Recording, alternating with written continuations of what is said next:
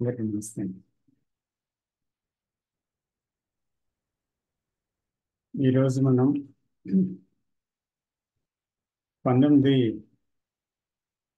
మే 2024 సంవత్సరం ఆదివారం Jnanajyoti Jaipur study centre Visakhapatnam నుంచి ఈరోజు ఈ సమాలోచన ప్రారంభిస్తున్నామండి. టాపిక్ ఏంటంటే, though living in this world, can one live as an outsider? అంటే ఈ ప్రపంచంలో జీవిస్తున్నప్పటికీ ఒకరు దానికి చెందని వారుగా జీవించగలరా అనేది ఈరోజు అంశం. అయితే ఇది చాలా ముఖ్యంగా తెలుసుకోవాల్సిన విషయం అన్నమాట. చాలా లోతుగా కూడా కనుక్కోవాల్సిన విషయం. ఎందుకంటే ఈరోజు ప్రతి ఒక్కరి జీవితంలో ఏదో ఆందోళన, భయము, దుఃఖం ఇవన్నీ చోటు చేసుకున్నాయి. హింస చోటు చేసుకుంది. ఒకరిపై ఒకరు ద్వేషం, అసూయతో ఉన్నారు. సో సమాజంలో చాలా ఘోరాతి ఘోరమైన జంతు హింస, మానవ హింస, అలాగే ప్రకృతి హింస, ప్రతిదీ హింసతో కూడుకొని జరుగుతూ ఉంది. అన్ని చోట్ల ఒక రకమైన వైరుధ్య భావం, సంఘర్షణ, తర్వాత ఒక విభజనాత్మక స్థితి, ఇవన్నీ నెలకొని ఉన్నాయన్నమాట.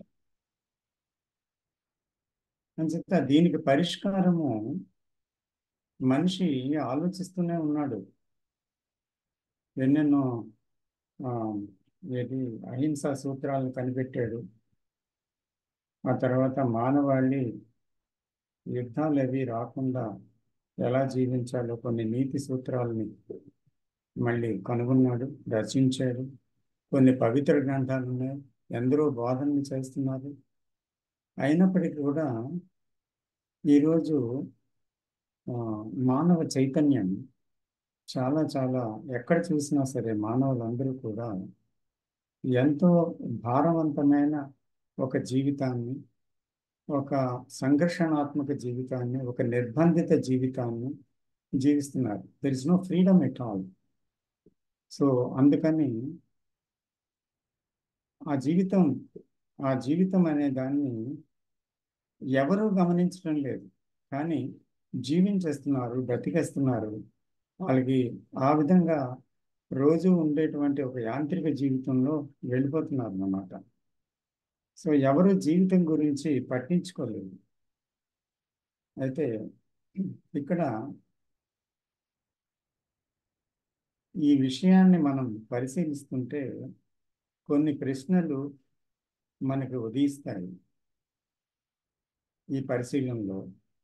తర్వాత దానికి సంబంధించిన ఎంక్వైరీస్లో కొన్ని విషయాలు తేటతెల్లం కూడా అవుతుంటాయి.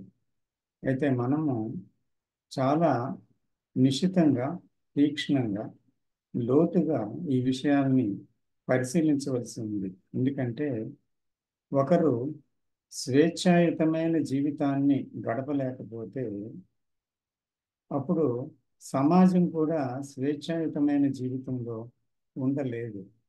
ఎందుకంటే పూర్తిగా మనిషి మారితేనే ప్రపంచం మారుతుంది. అంటే ప్రపంచం వేరు, మనిషి వేరు కాదు.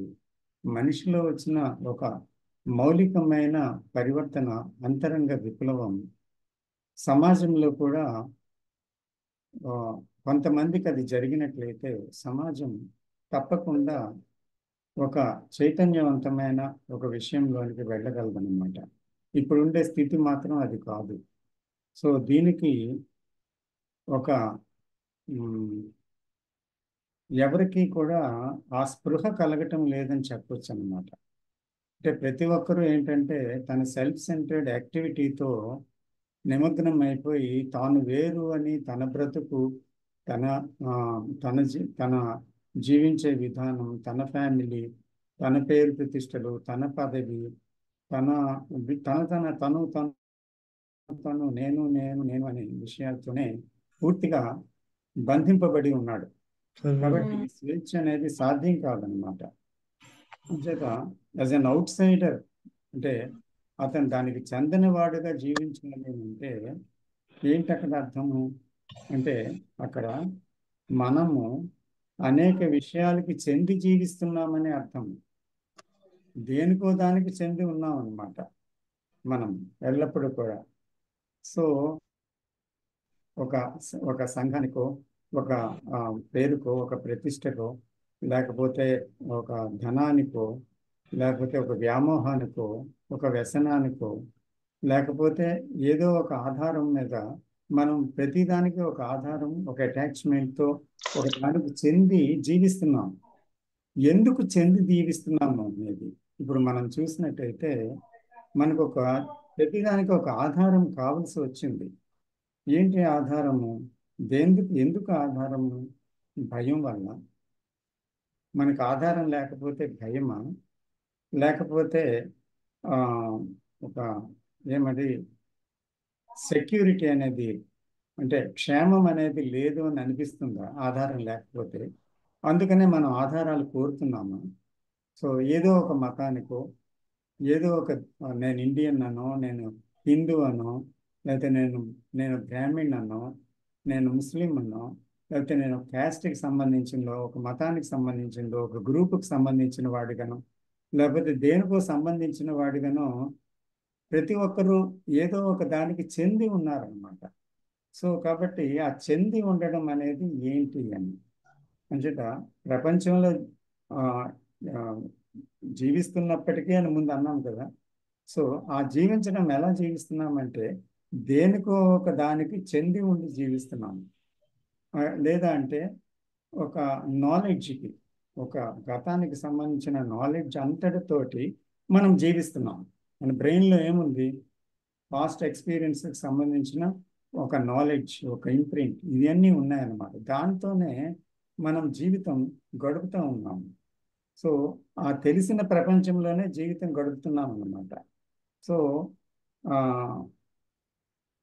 ఇక్కడ మనము నాలెడ్జ్ లేకుండా జీవించడం సాధ్యమా అనే ప్రశ్న ఒక విప్లవాత్మకమైన ప్రశ్న. ఈ మనం అడగాలన్నమాట. ఈ విషయం మనల్ని మనం అడుగుతున్నాం. ఈ విషయాన్ని ఎవరిని అడగటం లేదు, మనల్ని మనమే ప్రశ్నించుకుంటున్నాం. నాలెడ్జ్ లేకుండా నేను జీవించగలనా? నాలెడ్జ్ అంటే గతానికి సంబంధించిన జ్ఞానము ఏదీ లేకుండా నేను జీవించగలనా అనేది ఒక మౌలికమైన ఇంపార్టెంట్, ఒక విప్లవాత్మకమైన ప్రశ్న అన్నమాట. ఎందుకంటే దాని లోతుల్లోనికి వెళ్తేనే కానీ మనకి నిజంగా అర్థం కాదు. ఎందుకంటే మనము నాలెడ్జ్ బేస్డ్ జీవితం, అంటే గతాన్ని మీద ఆధారపడి ఉన్నటువంటి జీవితంలో ఏముంది చూడండి. ఆ గతానికి సంబంధించిన ఒక జీవితం ఉంది, గత అనుభవాలతో. అంటే గత అనుభవాలు అనేవి, గతం అనేది ఒక చోట అవసరమే. అసలు గతమే లేకపోతే కొన్ని విషయాలు చేయలేము. అంటే టెక్నికల్ నాలెడ్జ్ అనండి, లేదా అంటే ఒక ఆ, దారి గుర్తించడం అనండి, భాష అనండి, లేకపోతే ఏదైనా అనండి, దానికి సంబంధించి వ్యావహారిక ఆ, భాష, మళ్ళీ తర్వాత మనం వెళ్ళవలసిన గమ్యం, రోడ్డు, ఇల్లు, తర్వాత మన తాలూకా నిత్య దైనందిక కలాపాల గురించి ఒక జ్ఞాపకం, ఆ తర్వాత ఇలాంటివన్నీ టెక్నికల్ నాలెడ్జ్, ఇలాంటివన్నీ కూడా అవసరమే, దానికి స్థానం ఉంది. కానీ ఇది కాక ఒక మానసిక జ్ఞానం మీద మనిషి ఆధారపడి తన జీవితం అంతా జీవిస్తున్నాడు. పుట్టింది గాయతు అలా పోగు చేసుకొని వెళ్ళి తిరిగి చచ్చే వరకు కూడా ఏముంది? 60 ఏళ్ళు, 70 ఏళ్ళు, 80 ఏళ్ళు జీవితంలో ఈ జ్ఞానాన్ని నిరంతరం ఉపయోగిస్తూ ఏ విషయం, ఎలాంటి పరిస్థితిలోకి వచ్చాడు తను? ఈరోజు జరుగుతున్న ప్రపంచ పరిస్థితి. సో ప్రపంచంలో మానవాళి ఈ రకమైన దుస్థితి అనుభవించడానికి ఈ గత జ్ఞానము అనేటువంటిది మెదడులో నిక్షిప్తమై ఉండి, సో దానితోటే మనిషి వ్యవహరించడం వల్ల ఇది జరుగుతుందా? So I mean the psychological knowledge, మానసికమైన ఒక జ్ఞానం, నేను ఇది, నేను అది, నాకు నేను దానికి చెందినవాడిని, నేను దీనికి చెందినవాడిని, నేను ఇలాంటి వాడిని, వాళ్ళు అలాంటి వాళ్ళు అంటూ ఒక భేద అభిప్రాయము, నేను వారు అని, మేము వారు అని, ఇలాంటి ఒక భేద అభిప్రాయంతో ఈ ప్రపంచం ఉండడం వల్ల ఇలాంటి ఒక దుస్థితి కలిగిందా అని మనం చూడగలగాలన్నమాట. ఎందుకంటే ఒకరు ఆ, తన స్థితి నుంచి, అంటే తన మానసిక ఆ, బంధనాలు, లేదంటే మానసికంగా తను నిర్మించుకున్న ఒక జైలు, ఒక బందిఖానం, దాని నుంచి బయటికి రావడం అంటే ప్రపంచంలో ఉండే మానవాళిలో కూడా ఒక రకమైన చైతన్య అవస్థని కలిగించటం అన్నమాట. ఎందుకంటే we're related to the whole human consciousness, and I am not different from you, you are not different from the other. So అందుకని ఎవరు ఎక్కడ ఈ భూప్రపంచం మీద మానవులుగా ఉన్నారో వాళ్ళ చైతన్యం అంతా అనుసంధానించబడి ఉంది. కాబట్టి ఒకరు తను బయటపడడం అంటే అర్థం ఏంటి? అది స్వార్థము కాదు. ఒకరు తనని తాను చూసుకుందాం అంటే ఏంటి? అది ప్రపంచంలో ఉన్నటువంటి విషయాలన్నీ చూడటం. తన కోపాన్ని చూశాడు అనుకోండి, ఇప్పుడు ప్రపంచంలో ఉన్న కోపమంతా చూస్తున్నాడు. తన ద్వేషం చూస్తే ప్రపంచంలో ఉన్న ద్వేషాన్ని చూస్తున్నాడు. తన భయాన్ని చూస్తే ప్రపంచంలో ఉన్న భయాన్ని చూస్తున్నాడు. అంటే ఏంటి ఇక్కడ? తన భయం అంటూ వేరేగా లేదు, కానీ తెలిసినా తెలియకపోయినా తను ఒక భయాన్ని చూస్తున్నాడు. అంటే అది ఆ భయము తనది కాదు, లేదా ఇంకొకరిది కాదు, మరొకరిది కాదు, మొత్తం అందరిది అన్నమాట ఆ భయం. సో అదే స్వార్థము, నాది కాదు, నీది కాదు, మరొకరిది ప్రత్యేకంగా కాదు, కానీ అందరిది అన్నమాట. కానీ ఒకరు దాన్ని చూస్తున్నప్పుడు దేన్ని చూస్తున్నారు? ప్రపంచం మానవాళిలో ఉండే భయాన్ని, మానవాళిలో ఉండే దుఃఖాన్ని, మానవాళిలో ఉండే సంఘర్షణని, మానవాళిలో ఉండే స్వార్థ చింతనని, ఇది చూస్తున్నాం అన్నమాట. సో అందుకని మనము మన ప్రయాణం అంటే ఇది స్వార్థపూరిత ప్రయాణం కాదు. నేను అనే కేంద్రం అనేది ముడిపడి ఉంది అన్నిటితోటి. నేను విభజింపబడటమే దానికి కారణం. నేను వేరు అనే విభజింపబడటం, ఈ విభజనాత్మక స్థితే మ్, మూలమైన సంఘర్షణ అన్నమాట. ఇదే యుద్ధోన్మాదము, ఇదే హింస, ఈ అన్నిటికీ దారితీసింది. సో కాబట్టి ఆ విడిగా ఉండడం, తన స్వప్రయోజనాలకి దేన్నైనా చేయటం, దేన్నైనా హింసించడం, ఈ చేత ఇది ఎక్కడి నుంచి పుట్టింది? ఎందుకు అలా జీవిస్తున్నాం? ఇంకో మార్గం లేదా? ఎందుకంటే ఒకటి విధంగా చూస్తే మనస్సుకి సెక్యూరిటీ కావాలి అనిపిస్తుంది. అంటే ఫిజికల్ సెక్యూరిటీ అనేది అవసరం అనిపిస్తుంది. అయితే food and shelter and clothing, అది ఆ మాత్రమే కదా physical security. That will be provided naturally. అది ఆటోమేటిక్గా వస్తుంది. దాని గురించి పెద్ద బాధ ఏమీ లేదు. అయితే ఏమంటే సైకలాజికల్ సెక్యూరిటీ ఎప్పుడైతే మనిషి కోరాడో దానివల్ల ఫిజికల్ సెక్యూరిటీ ఇంపార్టెంట్ అయిపోయింది. అంటే కోరికలన్నీ అవసరాలుగా మారాయి. ఇప్పుడు ప్రపంచంలో ఇన్ని రకాల విపణి, అంటే ఆ, విషయాలు, వస్తువులు, మళ్ళీ అనేక విధాలైనటువంటి ఆ, మీరు చూసారంటే ప్రపంచంలో ఆన్లైన్లో చూస్తే ఎన్ని రకాల, స్టోర్కి వెళ్ళి చూస్తే ఎన్ని రకాలు, ఇంత అవసరమా అనిపిస్తే ప్రపంచము ప్రతిదీ కూడా ఇంకా ఇంకా కావాలి, ఇంకా కావాలి, ఇంకా కావాలనే బికమింగ్ ప్రాసెస్లో ఏమవుతుంది అంటే ఒక సైకలాజికల్ సెక్యూరిటీని కోరికల్లో పెట్టుకుంటుంది. పెట్టుకొని నాకు అది తీరాలి, ఇది కావాలి, అది కావాలని ఏదో ఒక లోటుని చూస్తుంది. ఆ లోటు వల్ల దేని మీద ఆధారపడుతుంది. ఆధారపడిన వస్తువు వల్ల ఏమవుతుందంటే అది స్థిరం కాదు, ఆధారపడింది. ఎవరి మీద ఆధారపడినా ఆ వ్యక్తి స్థిరం కాదు. ఏ సంఘం మీద ఆధారపడినా అది స్థిరం కాదు. సో అందుకని ఏమవుతుంది, దాంతో ఐడెంటిఫికేషన్, దాని మీద ఆధారపడడం, ఇవన్నీ ఏం చేస్తాయి, స్థిరత్వాన్ని కోల్పోయినట్టు చేస్తాయి, ఫాల్స్ సెక్యూరిటీని ఇస్తాయి.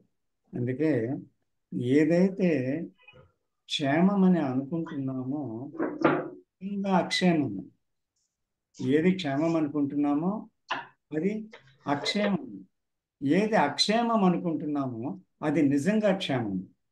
ఈ విషయాన్ని మనం లోతుల్లోకి వెళ్ళి చూడాలన్నమాట. ఎందుకంటే ఇది క్షేమం అని జీవిస్తున్న అంశాలు మన జీవితంలో చాలా ఉన్నాయి, కానీ దేనికి నిలకడ లేదు, దేనికి కూడా శాశ్వతత్వం లేదు, దేనికి కూడా మనకి ఆ, క్షేమాన్ని ఇచ్చే గుణము లేదు. మానసికంగా దాని మీద క్షేమ అభిప్రాయం పెట్టుకున్నాం, కానీ అభిప్రాయం ఏదైతే ఉందో అది వాస్తవం కాదు. అది ఒక థాట్ ప్రాసెస్ అంతే.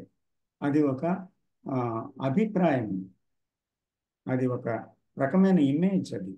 అంతేగాని దాంట్లో ఏ అక్షయ్, రకమైన బ్రెడ్ ఇంకా జామి అన్న తింటావా? సో అందుకని ఆ, sorry. సో అందుకని ఇక్కడ మనం ఏం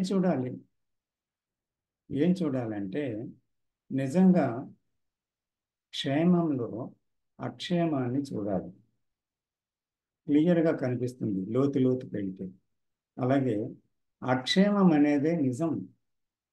అంటే ఎప్పుడు ఏదవుతుందో మనకు తెలియదు, ఏది పోతుందో తెలియదు, ఏది జరుగుతుందో తెలియదు, ఏ ఏమి సంఘటన వస్తుందో తెలియదు, ఏమీ తెలియదు మనకి. సో అలాంటి అనిశ్చిత స్థితి అయితే ఎక్స్పెక్ట్ చేస్తాం, అలా జరగాలి ఇలా జరగాలి అని. గుళ్ళకి వెళ్తాం, నాకు ఇలాగే జరగాలని మొక్కుబడి చేసుకుంటాం. ఆ క్షేమాని కోసం మనము రకరకాల పూజలు చేస్తాం, రకరకాల ఇవి పెట్టుకుంటాం. కానీ ఆ క్షేమం నిలకడగలిగిందా? అది కూడా పోతుంది. ఎన్నిసార్లు ఆలయాలకు వెళ్తావు, ఎన్నిసార్లు మొక్కుకుంటావు, ఎన్నిసార్లు ప్రార్థన చేస్తావు, ఎన్నిసార్లు శాంతి హోమాలు జరిపిస్తావు, లేకపోతే మరొక హోమం జరిపిస్తావు, ధన్వంతరి హోమం జరిపిస్తావు, ఏం చేసినా ప్రాణం నిలబడుతుందా, క్షేమం వస్తుందా? సో కాబట్టి క్షేమం కోసం తాపత్రయంలో మనిషి పరుగులు పెడుతున్నాడు, కానీ చివరికి ప్రతిసారి క్షేమం చూపిస్తుంది ఏంటంటే నేను లేను, అక్షేమమే ఉంది అని చూపిస్తుంది. అది మనం ఎందుకు చూడటం లేదు? ఇది చాలా ముఖ్యమైన ప్రశ్న అన్నమాట. ప్రతి దాంట్లో అక్షేమాన్ని చూడాలి. క్షేమం అనే అభిప్రాయంలో అక్షేమమే నిలకడగా ఉందన్నమాట. క్షేమం నిలకడగా లేదు. అలాగే అక్షేమం అనేది నిలకడగా ఉంది. ఎందుకంటే ఏ క్షణానికి ఆ క్షణమే నిలకడ ఉంది. కానీ నిలకడతనాన్ని మనం క్షేమంలో ఆశించడం వల్ల అందులో లేదు కనుక అక్షేమం వస్తుంది. అక్షేమంలో నిలకడ ఉందని చూసామనుకోండి, అప్పుడు నిజంగా క్షేమమే ఉంది. ఎందుకంటే ఉన్నది అక్షేమమే. ఎందుకంటే ఆలోచన తన ప్రతి కదలికలో అక్షేమాన్నే తీసుకొని వస్తుంది. మనకుండే తెలివితేటలు, మనకుండే రీజనింగ్ పవరు, మనకుండేటువంటి ఆ, తర్వాత రీజనింగ్ పవర్ మరేమంటారు, ఆ, ఆ, ఇంకొకటి ఉంది ఆ లాజిక్. మనకుండే లాజిక్, తర్క జ్ఞానము, రీజనింగ్ పవర్, ఇవన్నీ కూడా ఎంతవరకు మనల్ని ముందుకు తీసుకొని వెళ్తున్నాయి చూడండి. సో దానితోనే మనసు ప్రయాణం చేస్తుంది చివరి వరకు. సో ఈ లాజిక్, తర్కం అనేది మొట్టమొదట కొంత అవసరమే జీవితంలో. కానీ ప్రతి దాంట్లో లాజిక్, ప్రతి దాంట్లో తర్కం చేసి మనము ఏం చేస్తున్నామంటే జీవితాన్ని మన గత జ్ఞానముతో మనమే దాని దిశానిర్దేశాలు ఇచ్చి మన జీవితాన్ని మనం నలిపేసుకుంటున్నాం అన్నమాట. కాబట్టి దీనికి సంబంధించినది కాకుండా ఇంకేదైనా ఉందా జీవించడానికి? ఎందుకంటే we know only in knowledge, in that there is a reasoning and there is a logic. ఇది మనకి తెలుసు. అంచేత ఈ తర్కము, తర్వాత విశేషమైన ఈ గత జ్ఞానము, తర్వాత మంచి చెడ్డల ఆలోచన, జీవించడం, ఇటువంటివన్నీ కూడా ఏం చేస్తున్నాయి, గత జ్ఞానంతో ఈ ఆలోచన అంతా సాగుతుంది. కానీ గత జ్ఞానం పరిమితమైంది. సో అందుకని ఆఖరి వరకు చేసిన ఈ ఈ విధమైన జీవితంలో ఏ రకమైన శాంతి లేదన్నమాట. అందుకని ఇక్కడ అడుగుతున్నది మనం ఏంటంటే సరేనండి, గత జ్ఞానం అంతా వదిలేయడం అవసరమే అని తెలుస్తూ ఉంది. అయితే అప్పుడు ఆలోచన అంతా వదిలేయాలి. దేనికి? ఇది మంచి, ఇది ఆ, తర్కం వదిలేయాలి. తర్వాత ఇంకేదైనా వదిలేయాలి. ఇది మంచిది, ఇది చెడ్డది అనేటువంటిది ఆలోచన యొక్క నిర్ణయం గతం నుంచి కనుక అది వదిలేయాలి. ఇంకా చర్య అనేది ఆలోచన మీద ఆధారపడి ఉండకూడదు. అప్పుడు ఆలోచనే మనిషి జీవితానికి అవసరం కదా, ఆలోచన లేకపోతే ఎలాగా అని ఒకరు అడగచ్చు. కానీ ఈ ఆలోచన ఎక్కడెక్కడ అవసరమో అక్కడక్కడ అవసరమే. దానికి వేరే స్థానంలో దానికి ప్లేస్ లేదు. అంటే మానసిక క్షేత్రంలో దానికి ప్లేస్ లేదు. తర్వాత ఈ టెక్నాలజికల్గా ఫిజికల్గా ఉండే విషయాల్లో దానికి ప్లేస్ ఉంది. ప్లేస్ లేని చోట అది ప్లేస్ పెట్టుకొని అక్కడ ప్రవర్తించినప్పుడు ఈ రకమైన దుఃఖము తప్పకుండా సంభవిస్తుందని తెలిసినప్పుడు మనిషి అది చూసినప్పుడు ఏం చేయాలి అంటే, నాకు ఆలోచన గురించే తెలుసు, మరేది తెలియదు అని అంటాడు మనిషి. అయితే భిన్నమైనది వేరే ఏదైనా ఉందా అనేది ఒక ప్రశ్న వస్తుంది ఆలోచన కంటే. అప్పుడు మనకి తెలుస్తుంది అనమాట. అప్పుడు అది మనం తెలుసుకోవాలి నిజంగా. అంటే ఇప్పుడు ఒక సిద్ధాంతం, ఒక నమ్మకం, ఒక అనుభవం, ఇది గతానికి చెందింది. దీంతోనే మనసు ప్రవర్తిస్తుంది. అయితే అందువల్ల ఏంటి, ఉన్నది ఉన్నట్లు చూడగలిగేది ఒకటి కావాలి. ఈ గతంతో కాదు, అది వేరే లక్షణం. వేరే స్వేచ్ఛాయుతమైన మనస్సు అనేది సంభవించినప్పుడే దీన్ని డీల్ చేయగలదు. ఏంటి స్వేచ్ఛాయుతం అంటే, గతం అనేటువంటి దాని నుంచి విముక్తి పొందిన మనస్సు. అప్పుడు దానికి ఉన్న విషయాన్ని మార్చగలిగే శక్తి దానికి ఉంది. ఇట్స్ ఎ ట్రెమెండస్ ఎనర్జీ అన్నమాట. అందుకని ఒక ఎప్పుడైతే అలాంటి ఒక ఫ్రీ మైండ్లోకి మైండ్ వెళ్తుందో, అదేంటి, అది విప్లవాత్మకమైన మనస్సు. ఎందుకంటే అది మోసపోసి వెళ్ళిన గత జీవితంలో ఆ, యాంత్రికంగా ఆ, ఇదే పద్ధ అదే అదే అదే పద్ధతిలో గతంలోనే జీవించలేదు ఇంకా. అందుకని ప్రతి దాంట్లో కూడా ఒక ఆ, మౌలికమైన ఒక ప్రధాన అంశం ఏంటంటే, ఆ తెలిసిన విషయాల నుంచి దాటి ఇంకో కొత్త విషయంలోకి వెళ్తుంది. కాబట్టి ఇది వదులుతుంది అనమాట. ఆ వదలటం అనేది నిజమైన విప్లవం అన్నమాట. సో అందుకని మనం నిజంగా ఆ, దేన్ని కోరుతున్నాం అనేది కూడా మనం ఇందాక చూసాం. ఏంటి, మానసిక క్షేమాన్ని కోరుతున్నాం. అది ఎందుకు కోరుతున్నాం? తెలిసిన దాంట్లో మనకి సెక్యూరిటీ కావాలి. అయితే మనం చూడండి, ఉదాహరణకి మనము వయసు అయిపోతుంటే చాలామంది ఏం చేస్తారు, మనం పార్కుల్లో మార్నింగ్ వాక్ వెళ్ళినప్పుడు, తర్వాత నలుగురు ఏదైనా షాప్ దగ్గర కుర్చీలు వేసుకొని బాగా తల నెరిసిన వాళ్ళు, బాగా రిటైర్ అయిపోయిన వాళ్ళు ఆ, కూర్చొని ఏం మాట్లాడుకుంటారో ఒకసారి ఆలోచిస్తే తెలుస్తుంది. మనలో మనం చూసుకున్నా తెలుస్తుంది అది. ఇది బాగా వయసు అయిపోయిన వాళ్ళు ఏంటి, గతం అనే అనుభవాలతో వేలాడుతుంటారు ఎల్లప్పుడూ కూడా. దాన్నే నెమరేసుకుంటారు. నెమరేసుకొని బాగొట్టాలి, నేను అప్పుడు అలా ఉన్నాను, నేను ఇప్పుడు ఇలా ఉన్నాను, ఉద్యోగం చేసినప్పుడు అలా జరిగింది, ఇప్పుడు ఇలా ఉంది, ఇలాగా ఏదో ఒక గతాన్ని చెప్పుకుంటూ ఉంటారు అనమాట. స్టోరీస్ అన్ని గతం. అయితే వయసు అయితే వయసులో ఉండే వాళ్ళైతే ఏం చేస్తారు అంటే, క్షణకాలం వచ్చేటువంటి ఆ మూమెంట్, ప్లెజర్, ఆ ప్లెజరే ముఖ్యం అన్నమాట. ఇప్పుడు చూడండి, యువత ఈరోజు పరిస్థితి, ఈరోజు సెల్ ఫోన్ పరిస్థితి, ఇదంతా మనం చూస్తే చిన్న పిల్లల దగ్గర నుంచి పెద్దవాళ్ళ వరకు అందరూ ఏంటి, మనం ఎక్కడ చూసినా తాగుడు విపరీతం అయిపోయింది.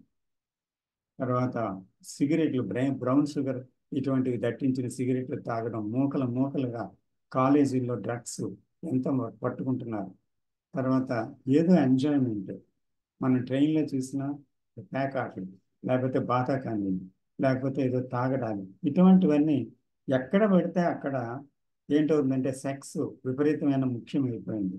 ఇలాగ అశ్లీల విషయాలు ఇక్కడ ఈరోజు టీవీలోనూ చూసినా ఎక్కడ చూసినా మనకి అవే కనిపిస్తున్నాయి. కాబట్టి ప్రతిసారి అవి ఎందుకు ఆ పోస్టులు వస్తున్నాయి, ఎందుకు చూస్తున్న వాళ్ళు లావవుతున్నారు.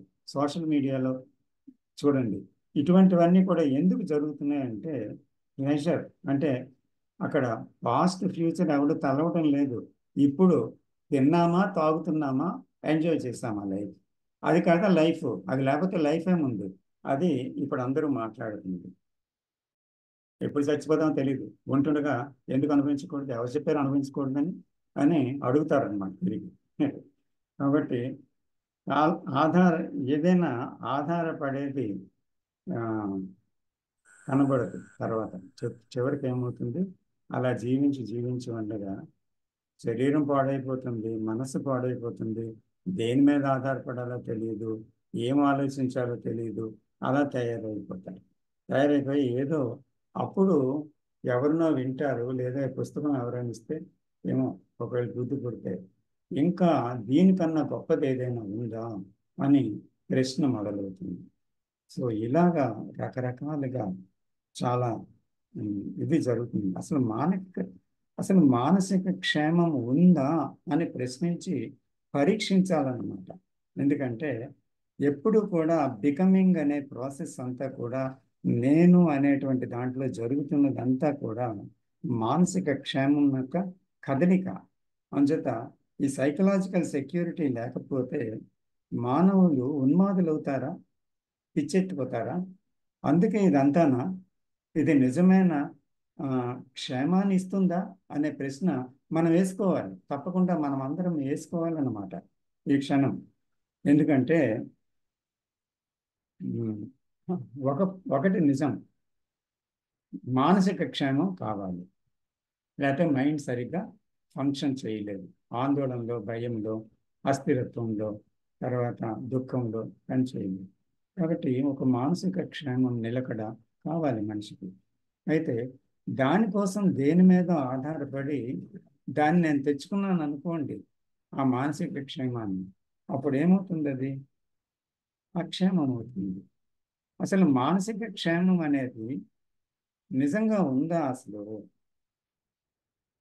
అసలు నిజంగా దాంట్లో మానసిక క్షేమం అనేది ఒక ఎక్స్పెక్టేషన్, ఆలోచన చేస్తున్నదా? ఎందుకంటే అది అశాంతిగా ఉంది కనుక శాంతి కావాలంటుందా? అసలు అశాంతిగా ఉండడానికి కారణం ఏంటి? ఎందుకు అశాంతి ఉంది మనసులో?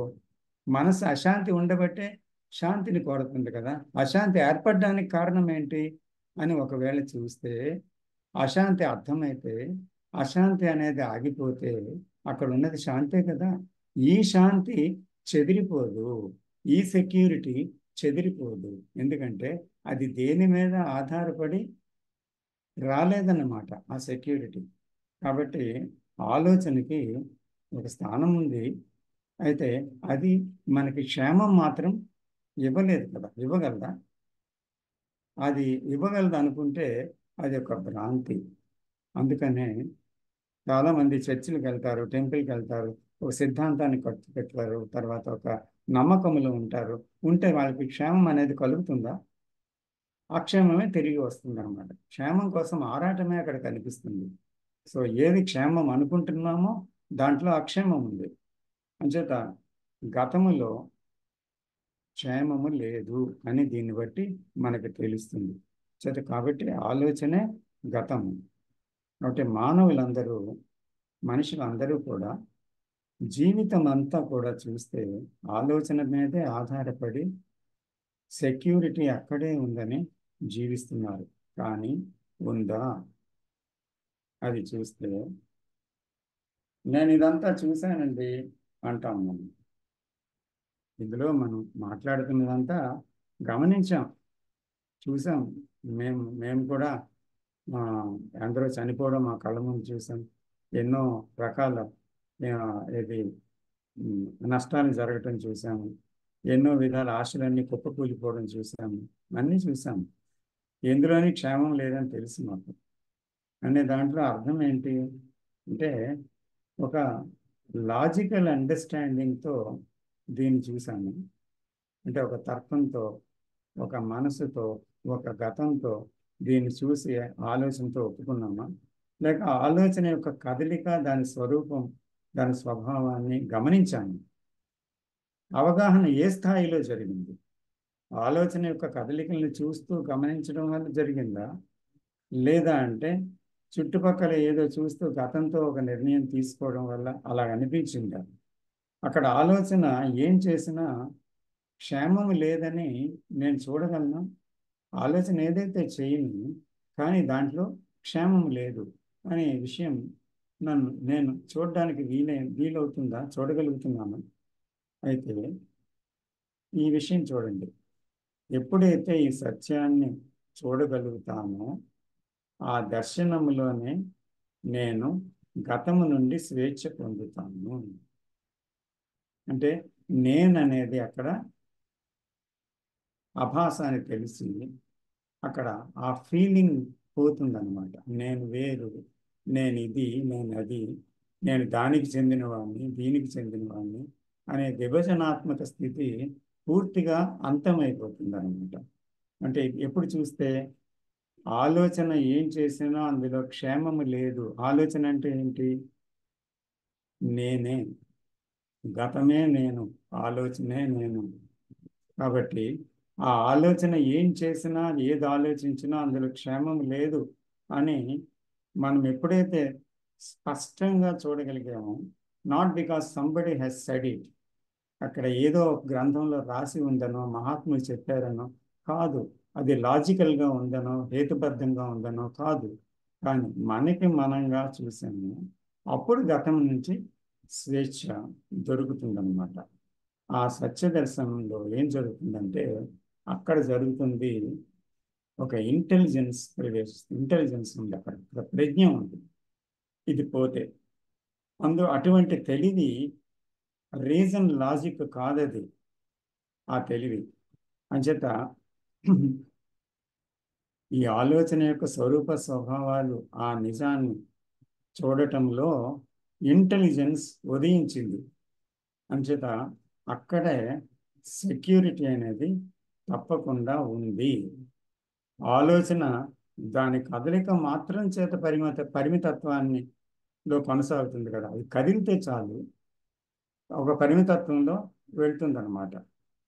అలా చూడగలగడమే తెలివి. ఆ క్షేమం నుండే మనకి చర్య ఉదయిస్తుంది.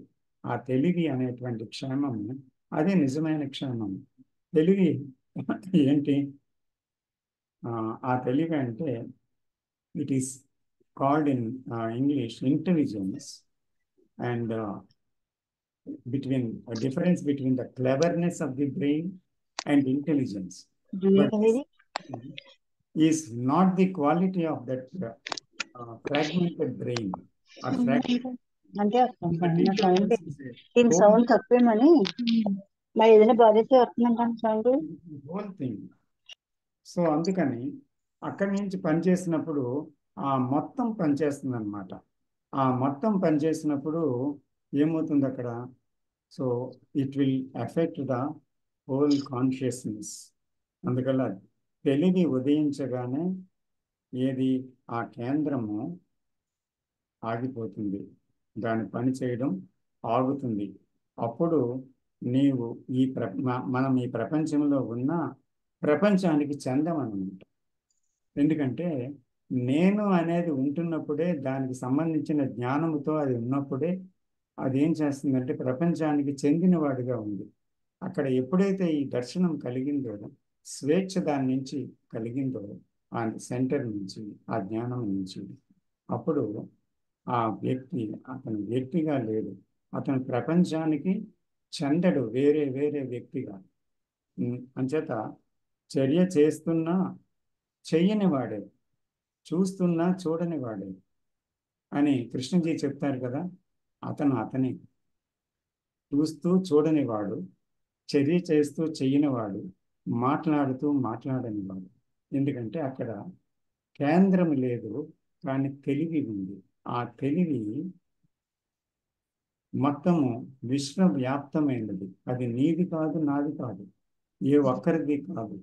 అది విశ్వవ్యాప్తమైన తెలివి, అది ఒక మూలము యొక్క స్వభావం అది. సో ఆ తెలివి ఉదయిస్తుందన్నమాట. అందువల్ల అప్పుడు దానితోనే అతను పనిచేస్తాడు, సెల్ఫ్తో కాదు. అందుకని అప్పుడు బయటవాడిగానే తనకి తెలుసు, అంటే దేంట్లో కట్టుబడ్డు, దేంట్లో బంధింపబడ్డు, ఏది తనది కాదు, ఏది తనలో తను దానికి చెంది ఉండడు అనమాట. కానీ అతను జీవిస్తాడు, పనిచేస్తాడు, మాట్లాడతాడు, చెలువు చేస్తాడు, కానీ స్వేచ్ఛగా జీవిస్తాడు. సో ఇటువంటి మనుషులు ప్రపంచానికి అవసరం. వీళ్ళుంటేనే ఈరోజు ప్రపంచంలో హింస ఆగుతుంది, ప్రపంచంలో ద్వేషము, భయము అన్నీ పోతాయి. మానవాళిలో ఒక స్వేచ్ఛాయుత వాతావరణం కలుగుతుంది, అక్కడే ప్రేమోదయం జరుగుతుంది. నమస్తే. మాట్లాడచ్చండి. గొప్పండి, చెప్పండి సార్. నమస్తే సార్. చాలా విపులంగా చెప్పారు. అంత విపులంగా చెప్పిన తర్వాత ఇంకా ఎక్స్ప్లెనేషన్ అవసరం లేదు, కానీ నాకు అర్థమైంది ఏదో చెబుతున్నా. ఆధారం అంటే డివిజన్, సైకలాజికల్ థాట్స్ వల్ల లేని విభజనని తయారు చేసి భయపడుతూ భద్రత కోరుతూ మన మనసు అలకల్లోలం చేసుకుంటూ ఆందోళన బతుకుతున్నాం.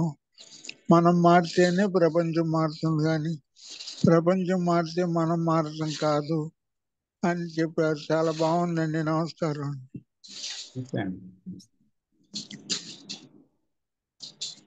ఆనంద్ గారు.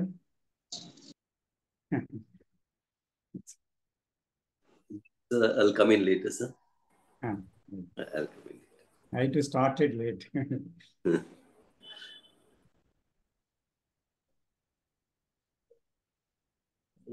It's chala challenging, sir. I mean, to live in this world and to be outside of it. That is what we read and someone says. But how do I look at it is a question. And the other question is, why should I look at that? It is also very important. Now, whatever is happening in the world, or what's happening in me, how to understand it is happening out there. And what is happening out there is happening in me. Yes. So, I would say there has to be some amount of seriousness. Seriousness, generally, you're serious about achieving something, to arrive at something, to gain something.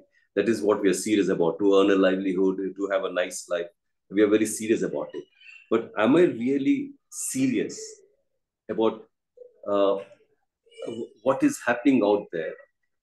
Am I really serious about it? That is what I need to look at it. And to be serious, again, one has to care. Until there has to be care, there has to be affection, there has to be love. So when you care for something, when you care for your child, a small baby, when you care for a baby, you see the personal thing doesn't come there at all. And at the moment you see the baby is in trouble, you don't say, I should help the baby. Instinctively or instantaneously, మనం help చేస్తాం అన్నమాట. So it is very essential for me to see that it's very essential that I'm insensitive human being. So when I'm insensitive, can I be serious? It's very essential, sir.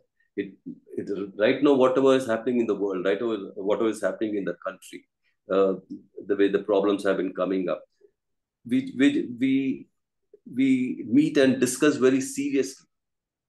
I mean, whatever is happening, that seriousness is not there when it comes to myself. Do I observe myself, my reactions, my actions, everything what I'm doing? Do I give some time on a matter, which is not happening? And after saying it's not happening, again, I fall back in that comfort zone, because to do something, there's a lot of effort is required, a lot of hard work is required. The way Krishnamurti is talking about, not the hard work what we put in. So that seems to be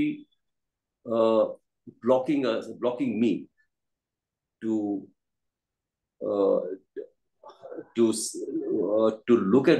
look at it without my thought interfering into it, which is again very difficult because thought is operating all the time. Every second, a thought operates sound to it. When thought is silent, then there's also fear in me. The moment the thought is silent, there's a fear. So the thought automatically, or I automatically ensure that my thinking goes on. I don't want it to completely stop. But here Krishnamurti says it's only when it stops, when then there's a possibility of seeing things as they are. So it is again essential for me to look into this very seriously. And I have to also see what is preventing me from seeing this. The amount of energy which he says, which I'm quoting Krishnamurti again, that we are wasting every day in a day-to-day life. So I don't seem to be having that kind of energy which is required to look into this. Here the energy and effort required is much more than the outside world. What's happening? So these are the questions which keep coming to me, sir. Yes, one or two, when there was a clarity of it, it happened. That gave me a little bit of understanding. I'm saying within quotes. Then it's not gone back. I've not said I should do something about it or etc. It just happened. So again, my mind says, why doesn't the same thing, something similar to that happen again in other things? Now again, there that me comes in, and me again, there's a corruption in that. The moment that me says, it happened with that, why doesn't it happen over here? So I need to observe that. I need to keep questioning. I need to keep inquiring all the time. And for that, definitely one has to be very serious about whatever is happening with me and outside there. So that is what I see as essentials. I fail to see these things in the right perspective. I'm putting in my own words, the right way. I see it, but instantaneously the brain interprets that. So that is what I need to observe it. Not say it should not happen. Okay. Whenever this interpretation is taking place, can I observe that is very essential. So that's all. Thank you, sir. So here I want to express one thing, sir. ఏంటంటే ఇక్కడ the I within quotes. Sir తెలుగులో చెప్పండి sir. నేను మీరైనా సరే, thank you. Okay sir. నేను అనేది ఒక కేంద్రంగా ఉంది ప్రతి ఒక్కరిలో. అందుకనే నేను నాది, నేను మీరు, మేము వారు అంటూ డివిజన్ అనేది అది నిరంతరం చేస్తుంది. అయితే ఈ నేను తన సెల్ఫ్ సెంటర్డ్ యాక్టివిటీతో తలమునకలవుతూ ఉందన్నమాట. అంటే it is totally drowned in itself centred activity rather. So అది కూడా it is serious about itself. అంటే మనం సీరియస్గా ఉండాలి అనుకున్నది ఏంటంటే సెల్ఫ్ ఎప్పుడైతే ఉందో అదేం చేస్తుందంటే it is only thinks about it self. It thinks about it's past, it's future, it's belongings, it's attachments, its own world. So it is serious, very very serious about it. And also it is sensitive about it self and comes self-pity from there. So always it is sensitive. So that sensitivity ఉండడం వల్ల ఏమవుతుందంటే, అంటే ఒక sensitivity అంటే ఏమంటారు తెలుగులో అంటే ఒక దాన్ని ఏమంటారు, సున్నితత్వం. Thank you. ఆ సున్నితత్వం అనేది దానికి తన మీద ఉంది. అందుకనే చూడండి, హీఈస్ వెరీ సెన్సిటివ్ మ్యాన్ అంటారు. అంటే చిన్న మాట అంటేనే గాయపడిపోతాడు, కోపం వస్తుంది, లేకపోతే రియాక్షన్ వస్తుంది చిన్న మాటని. అంటే ఇది ఈజ్ ఏ హైపర్ సెన్సిటివ్ అంటారు.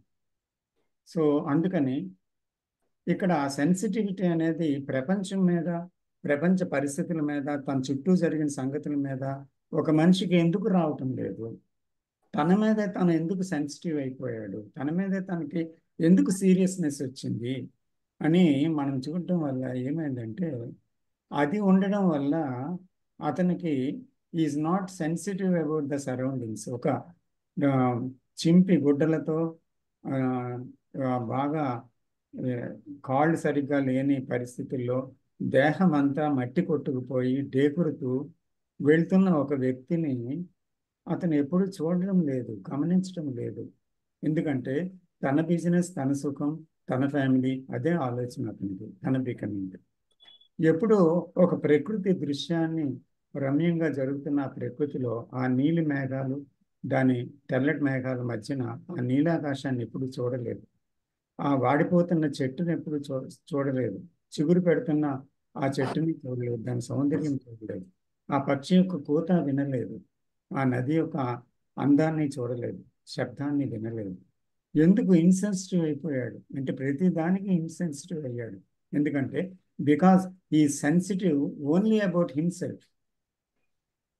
That is the false I. So నేను అనేది నిర్మాణం అయిపోయింది అక్కడ. సో కాబట్టి తన ఫాల్స్నెస్ని, తన ఆలోచన విధానమే ఫాల్స్, తను ఈ ఆలోచన విధానంలోనే కొట్టుకుపోతున్నాను అని ఎవరైనా చూడగలుగుతున్నారా?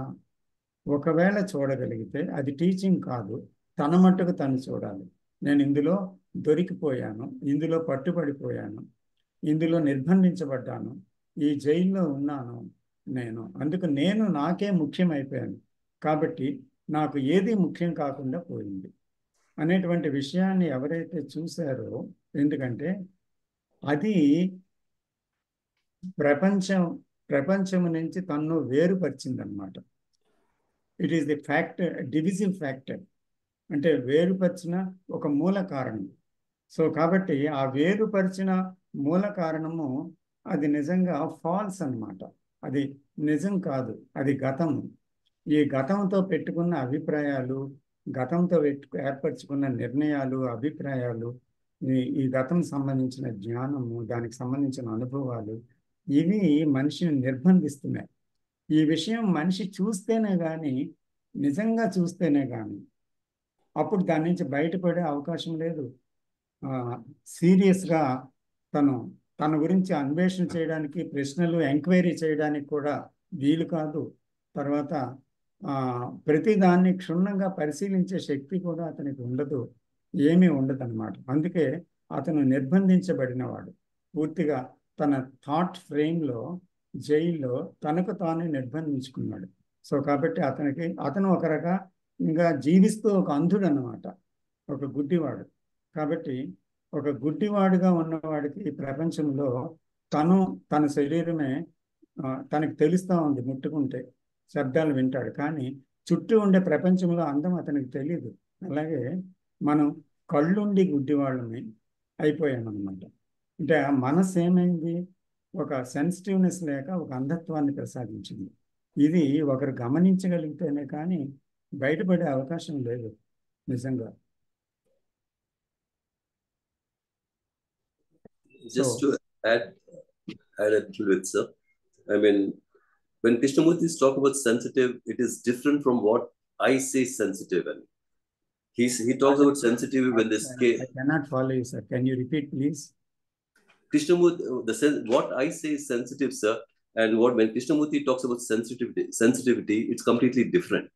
He's talking about sensitivity when there is care, affection, love. Yes, true. Mine mostly I call sensitive, but he says you're not. I mean, he says you're emotional being. I mean, that is what K brought in. That he talks about we are emotional beings. So that is where he wants to differentiate. But most of the time, we don't say we're emotional beings. We say we are very sensitive. Like, yes, I'm sensitive about myself, what is happening around me. If somebody says something to me, I react to that or I get upset anamata. I mean, K brought in that difference anamata. Earlier, I used to think emotions and sensitivities are both same and more or less the same. And but he looks at it differently anamata. When there's care, when there's an affection, when there's love, that's when there's sensitivity is there. So is there, again, I'm putting in quotes. I mean, all that is they're all the same. They're all the same. So when we talk about a blade of grass, something blooming, etc., I mean, it is extremely difficult to see the life in there is life in here. There is life. Now, that is what happened to me when I saw something which I planted some time back. It didn't come up. It came up very late. So the moment I saw there's a lot of excitement in me, it just struck me that life here is seeing life out there. So it is very essential for me. Can I see that? Can it happen? It happened then, but when I see something happening out there, can I observe that? Is what I look at it, sir. Ante. Yes. అదే కృష్ణమూర్తి గారు అది చెప్పారు, అది కూడా చెప్పారు. తర్వాత ఈ ఈ సెల్ఫ్ అనేది, నేను అనేది,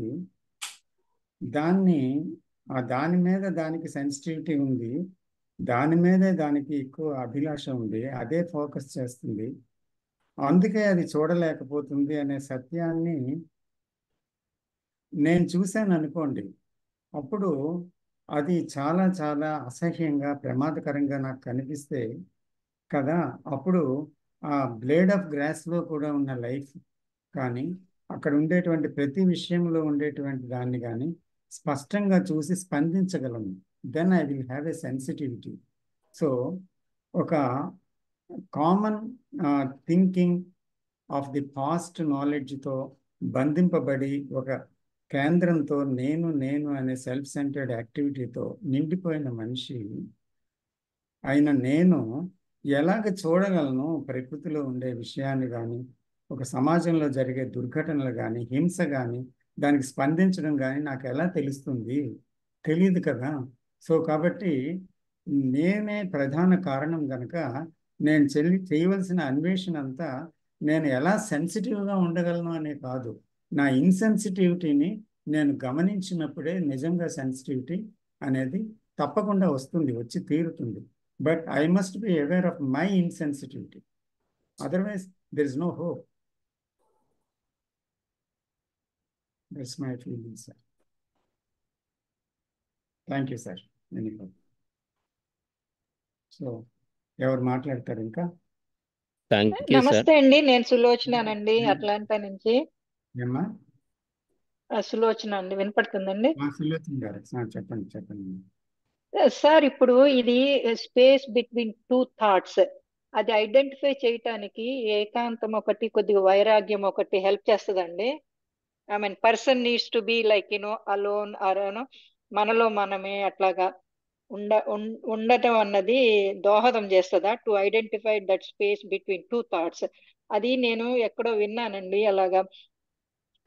ఇప్పుడు మనకు థాట్స్ కంటిన్యూస్ గా వస్తూ ఉంటాయి, but if you are aware of yourself continuously, okay, you get the thought వస్తుంది కదా, అరే నాకు ఈ థాట్ వచ్చింది, no I should not be go there, let me come back. So come back.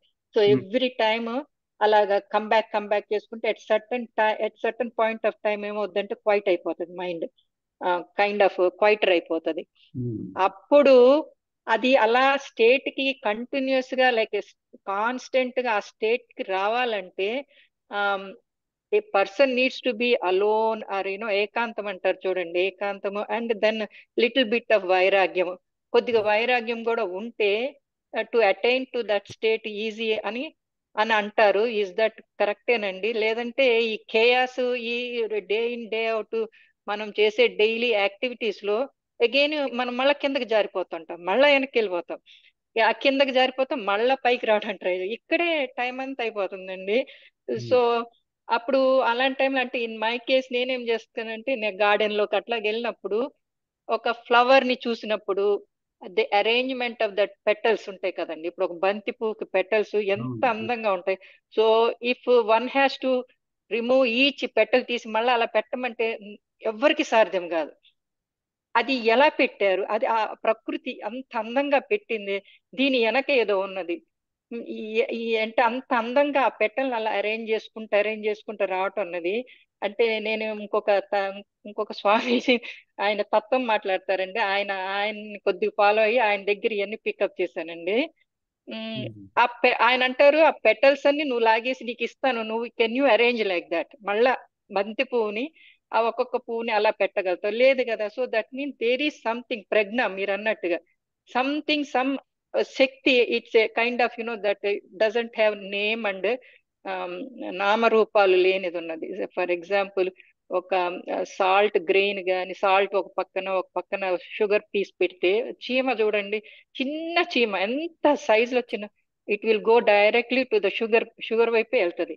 So దానికి ఆ జ్ఞానం ఎవరు ఇచ్చారు, బిహైండ్ ఆ జ్ఞానం ఎలా వచ్చింది, ఆ జ్ఞానాన్ని అటైన్ చేయాలంటే thoughtless state and not a dull mind.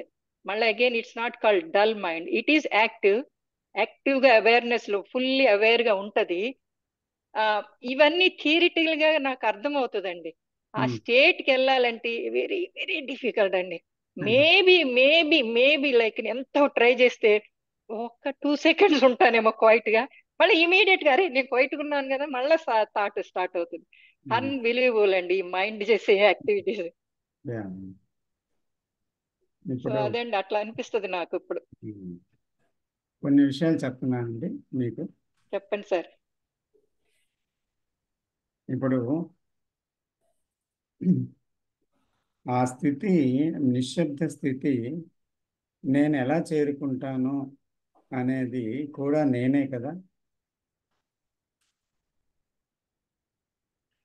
అవునండి. నేను తప్పకుండా నిశ్శబ్ద స్థితిని చేరుకోలేదు, ఫస్ట్ ఆఫ్ ఆల్. ఎందుకంటే it is also an ambition, it is also a thought movement. And thought says, I must be silent. Can it be silent? నేను తప్పకుండా నిశ్శబ్దంగా ఉండాలి అంటుంది, కానీ ఉండగలదా? అందుకని ఉండలేదన్నమాట. అది ఎంత ప్రయత్నించినా, ఏం చేసినా అది ఉండలేదు. అది దాని నేచర్. అయితే ఇప్పుడు ఏకాంతము, వైరాగ్యము అని 2 మాటలు మీరు వాడారు. ఏకాంతం అంటే ఏంటి, వైరాగ్యం అంటే ఏంటి, 2 థాట్స్ మధ్య నుండి నిశ్శబ్దం అంటే ఏంటి అని మనం చూస్తే, 2 ఆలోచనల్ని, ఒక ఆలోచన పూర్తయి 2వ ఆలోచన ప్రారంభమైన మధ్య 2 ఆలోచనలకి మధ్య ఒక స్పేస్ ఉంది, ఆ జాగాలో నిశ్శబ్దం ఉంది అంటున్నారు. అలాగే 2 శబ్దాల మధ్య ఒక నిశ్శబ్దం ఉంది. ఒక సౌండ్ వస్తుంది, కొంతసేపు పోయాక మరో సౌండ్ వినిపిస్తుంది. ఒక పక్షి కోత వినబడ్డది, తర్వాత మరికొంతసేపు ఏమీ వినబడడం లేదు, సైలెన్స్గా ఉంది. నెక్స్ట్ ఇంకొక పక్షి కోత వినబడ్డది. 2 ధ్వనుల మధ్య ఒక నిశ్శబ్దం ఉంది, 2 ఆలోచనల మధ్య ఒక నిశ్శబ్దం ఉంది. అయితే రెండిటి మధ్యన వచ్చేటువంటి ఆ నిశ్శబ్దం ఏదైతే ఉందో అది నిశ్శబ్దము కాదు. It is not that silence. అంటే మీరు ఏ నిశ్శబ్దం గురించి అయితే మాట్లాడారో ఆ నిశ్శబ్దం అది కాదు. ఇంకొకటి ఏంటంటే అభ్యాసం అంటాను. ఇదేంటి మీరేమన్నారు, ఏకాంతం. ఏకాంతం అనేది నిజంగా ఎక్కడుంది? కోర్స్ ఒక పూల తోటలోకి వెళ్ళి మీరు అన్నట్టు అబ్జర్వ్ చేయొచ్చు, లేదా అంటే ఒక నది ఒడ్డుని కూర్చొని అబ్జర్వ్ చేయొచ్చు, ఒక నీలాకాశాన్ని చూడొచ్చు, నక్షత్రాలను పరిశీలించవచ్చు. సో అది నేను ఏకాంతంగా కూర్చొని చూస్తున్నాను అనొచ్చు. కానీ ఎక్కడికి కొంతమంది ఆ ఏకాంతం అనేది ఎక్కడైనా కలుగుతుందని, ఆ ఏకాంతం అనేది అవసరమని భావించి కొంతమంది ఏం చేస్తారంటే,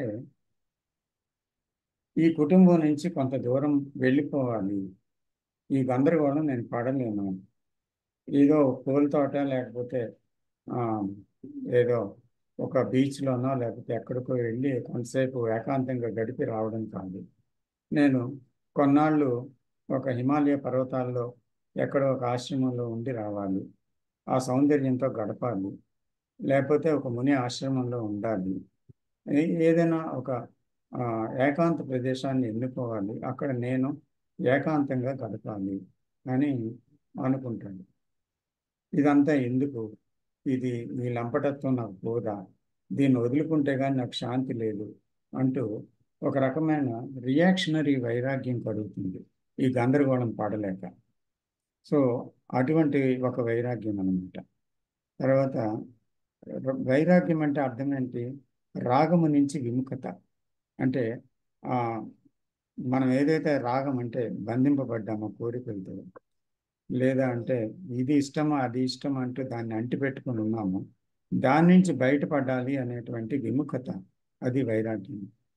అది కూడా విముఖత ఎందుకు కలుగుతుంది అని మనం ప్రశ్నిస్తే, మనం బాధలు పడడం వల్ల విముఖత కలుగుతుందా, లేదా దీని నుంచి తప్పించుకుందామని, అప్పుడు మనం సంతోషంగా ఉండగలమని ఒక కారణాన్ని ఉద్దేశించి విముఖత కలుగుతుందా?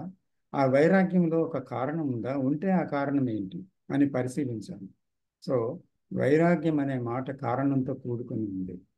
సో ప్యాషన్ ఎక్కడైతే ఉందో డిస్పాషన్ అనే దాన్ని మనసు కనిపెట్టింది అనమాట. అంటే ఒకదానితో లంకి పెట్టుకుంది, దాన్ని కోరిక ఉంటుంది. సో ఆ లంకెని తీసేసి కోరిక లేనితనం మనిషికి ఉంటేనే స్వేచ్ఛ అంటుందన్నమాట.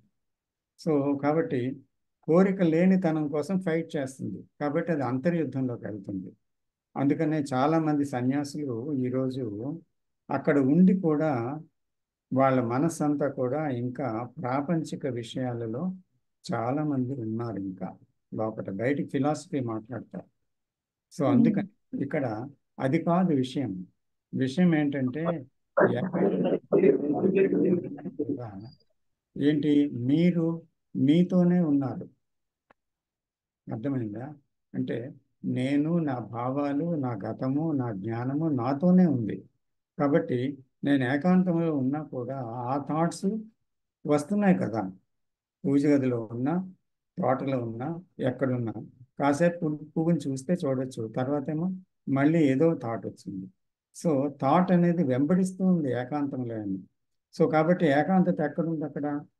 జత ఏకాంతత అనేది ఒంటరితనానికి చెందిన ఆ థాట్. అంటే ఒంటరితనం అంటే నేను, నాది అనే పరిధిలో ఎల్లప్పుడూ నా వారు, నాకు తెలిసింది, నాకు ఇది, నేను ఇది, నేను అది, నేను అలా కావాలి, ఇది ఇలా ఉన్నాను, ఇలాగ అయిపోయింది, అలాగ అవ్వాలి అంటూ ఏదో ఒక విషయము, గత జ్ఞానము, నిన్నటి అనుభవాలతో క్యారీ అవుతుంది కదా, క్యారీ ఓవర్. సో దాంతో నిండిపోయి ఉంది కదా మనసు. ఆ మనస్సులో ఏకాంతత ఎక్కడ సాధ్యము? కాబట్టి మనస్సులో ఏకాంతత లేనప్పుడు ఏ ఆశ్రమానికి వెళ్తే అక్కడ సుఖం దొరుకుతుంది, ఏ తోటలో కూర్చుంటే మనకి ఆనందం వస్తుంది, ఎక్కడ ఏ నది తీరంలో కూర్చుంటే అక్కడ సౌందర్యం బోధపడుతుంది, ఏమీ లేదు అక్కడ. అంచేత నిశ్శబ్దమైన మనస్సులోనే సౌందర్యం, ఏకాంతత ఉంది కదా. నిశ్శబ్దమైన మనస్సులోనే సౌందర్యం ఉంది. సౌందర్యం వల్ల నిశ్శబ్దం రాదు. నిశ్శబ్దం వల్ల ఉన్నప్పుడు సౌందర్యం ఉంది. ఆ నిశ్శబ్దంలో ఉన్నప్పుడే ఏకాంతత ఉంది. ఏకాంతతలో నిశ్శబ్దం కాదు. నిశ్శబ్దము అనేది ఎక్కడ ఉంది చెప్పండి? నిజమైన ఏకాంతతలో. అంటే ఆ ఏకాంతత ఎక్కడుంది? నిశ్శబ్దంలోనే ఉంది. కాబట్టి నిశ్శబ్దమైన మనస్సే ఏకాంతమైన మనసు. నిశ్శబ్దం లేదు కదా, ఏ జాగా వైరాగ్యంలో ఎక్కడికి పారిపోవడానికి కాదు, వీలు కాదు. ఎందుకంటే ఎక్కడికి పారిపోయినా నా సహచరుడైన నా గతం నాతోనే ఉందన్నమాట. నా సహచరుడు, అది నా మిత్రుడు కాదు, నా కంపానియన్. సో కాబట్టి నాతోనే ప్రయాణం చేస్తుంది, నేనే అది కాదు. కాబట్టి అక్కడ ఆ నేను అనే కేంద్రము ఏంటి, ఆలోచన ఏంటి, ఆలోచన దేని వైపు సాగుతుంది, సెక్యూరిటీ ఏంటి, బికమింగ్ ఏంటి, ఇటువంటివన్నీ కూడా ఆ మనసు యొక్క పోకడలన్నీ నిత్య జీవితంలో, బాంధవ్యాలలో చూడటం వల్ల అప్పుడు ఈ ఒంటరితనం నుంచి ఏకాంతలోకి మనము జంప్ అవుతాం. అంటే ఆటోమేటిక్గా అర్థం అవడం వల్ల దానిలోనికి చెందిన వారు అవుతాం. దానిలోకి ట్రాన్స్ఫర్. అంటే అక్కడ ఏ జాగాలో అయితే ఇంతవరకు అడుగు పెట్టలేదో దాంట్లోకి అడుగు పెట్టడం జరుగుతుంది. కాబట్టి నిశ్శబ్దత అనేది పూర్తిగా రెండు ఆలోచనల మధ్యన చూసే నిశ్శబ్దత కాదు, శబ్దాల మధ్యన వచ్చే నిశ్శబ్దత కాదు, తర్వాత ఏకాంతతని ప్రాక్టీస్ చేయటం వల్ల చూడటం వల్ల వచ్చే నిశ్శబ్దత కాదు. అఫ్ కోర్స్ ఏకాంతత బయట కూర్చోవడం, పువ్వుల్ని చూడటంలో తప్పు లేదు, అక్కడ ఉంచే ఆ అందాన్ని ఆస్వాదించడంలో తప్పు లేదు. కానీ ఆస్వాదించడం నిజంగా ఎలా జరుగుతుంది? డీప్లో అందం ఎక్కడుంది? నిశ్శబ్దమైన మనస్సే అందంగా ఉంటుంది, అందాన్ని చూడగలుగుతుంది. నేను ఏదో ఆలోచనలతో తోట మధ్య కూర్చుంటే మాత్రం ఆ వాసన తగులుతుందా నాకు? లేదా అంటే అందం కనిపిస్తుందా నాకు? నాకు ఆ సువాసన అనుభవిస్తున్నాను, ఆ సౌందర్యంలో విలీనమవుతున్నానంటే అక్కడ నిశ్శబ్దం ఉంది కదా. నిశ్శబ్దం ఉన్న మనస్సే కదా సౌందర్యం. సౌందర్యంలో నిశ్శబ్దం రాదు. కాబట్టి అక్కడ కూడా నిశ్శబ్దం అనేది ఉన్నప్పుడే అక్కడ నిజంగా ఏకాంతత ఉంది. అలాగే వైరాగ్యం అనేది ఏదో ఒక కారణంతో వచ్చేది కాదు. ఎప్పుడైతే మనసు ఎలాగ బందీ అవుతుందో, మనసు ఎలాగ యాంబిషన్లో కొట్టుకుపోతుందో, దేనివల్ల వచ్చిన ఉపద్రవాలు ఏంటో మనసు సాక్షాత్తు చూసి దాంట్లో ప్రమాదాన్ని, అసహ్యాన్ని చూసినప్పుడు అది ఎండిపోయిన ఆకు చెట్టు నుంచి ఎలాగ సహజ మరణాన్ని పొంది రాలిపోతుందో అలాగా ఒక మరణం సంభవిస్తుంది అంతరంగంలో నేనికి. ఆ మరణం వచ్చినప్పుడే నిజంగా నిశ్శబ్దం అవుతుంది.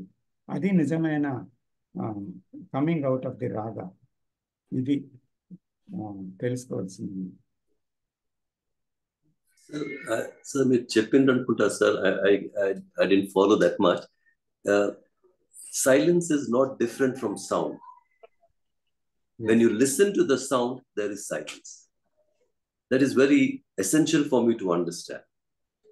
Sound and silence are not different. Yes, but I want to tell you here something. If there is no silence in me, how can there be silence in a sound? I can perceive. Can I perceive? Because a silent mind can see silence in the sound. Otherwise, how can it be? I mean, what you're saying is true, sir. But like this is what Krishnamurti also stated. When you listen to the sound, there is silence. And from what state you are listening that? That is right. I mean, not you. It's not me which listens. There's only listening. When you listen, like when he talks about when he listens to some nice shlokas which were saying in the temple, he was listening to it. He says, forget the meaning of all that. He says, just listen to the sound. Yes. I mean, just so without the meaning. I mean, he just put meaning in it. Then he says, can you just listen? And he said, listening, silence and sound is. He said, they're not two different things. Yes, true. In emptiness, there is there. Without emptiness, I mean, it's again the challenge here. Yes.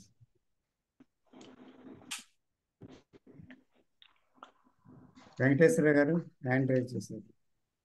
నమస్తే sir. Sir వినిపిస్తుంది sir? నమస్తే sir, వినిపిస్తుంది sir. నమస్తే, వినిపిస్తుంది కదా. నాకు ఒక చిన్న డౌట్. అక్కడ సెల్ఫ్ ఎక్కడైతే ఉందో, సెల్ఫ్ ఉన్నంతకాలం సైలెన్స్ అనేది లేదు ఎట్టి పరిస్థితుల్లో. ఎందుకంటే self it self is the noise. Where there is no self, then there will be silence. అయితే ఇక్కడ నాకు వచ్చిన ఇదేంటంటే, ఇప్పుడు మేడం గారు ఎవరు అడిగారు, ఒక గార్డెన్ లోకి వెళ్ళి ఒక ఫ్లవర్, దాని ఫార్మేషన్, దాని పెటల్స్, దాని ఫార్మేషన్, ఇదన్నీ కూడా ఒక డీప్ అబ్జర్వేషన్ లో ఒక మంచి ఆ బ్యూటీని మనం ఆ బ్యూటీలో మనం ఇమ్మర్స్ అయిపోయినప్పుడు అక్కడ ఇంకా సెల్ఫ్ అనేది ఉండదు, దాంట్లో మమేకం అయిపోతాం. అది ఎంతో తక్కువ టైం అయి ఉండొచ్చు, లిప్తపాటు కాలం అయి ఉండొచ్చు, లేదంటే 1 minute అయి ఉండొచ్చు. ఎంతో కొంతసేపు ఎప్పుడైతే మమేకం అయిపోయామో అక్కడ ఇంకా సెల్ఫ్ ఉండదు. అప్పుడు సెల్ఫ్ లేనప్పుడు అది సైలెంట్ లోకి వస్తుంది కదా. ఇది నా డౌట్. అదే okay, it is true sir. ఎందుకంటే అక్కడ ఎప్పుడైతే ఒక ఇది ఇప్పుడు సెక్స్ యొక్క ఒక క్షణములో పూర్తి నిశ్శబ్దం ఉంది. సెక్స్ ఆనందములో ఒక క్షణములో పూర్తి నిశ్శబ్దం ఉంది, అక్కడ సెల్ఫ్ లేదు. అలాగే ఒక మహా సౌందర్యాన్ని గమనిస్తున్నప్పుడు అందులో విలీనమైనప్పుడు సెల్ఫ్ లేదు, నిజమే. గాఢ నిద్రలో సెల్ఫ్ లేదు, నిజమే.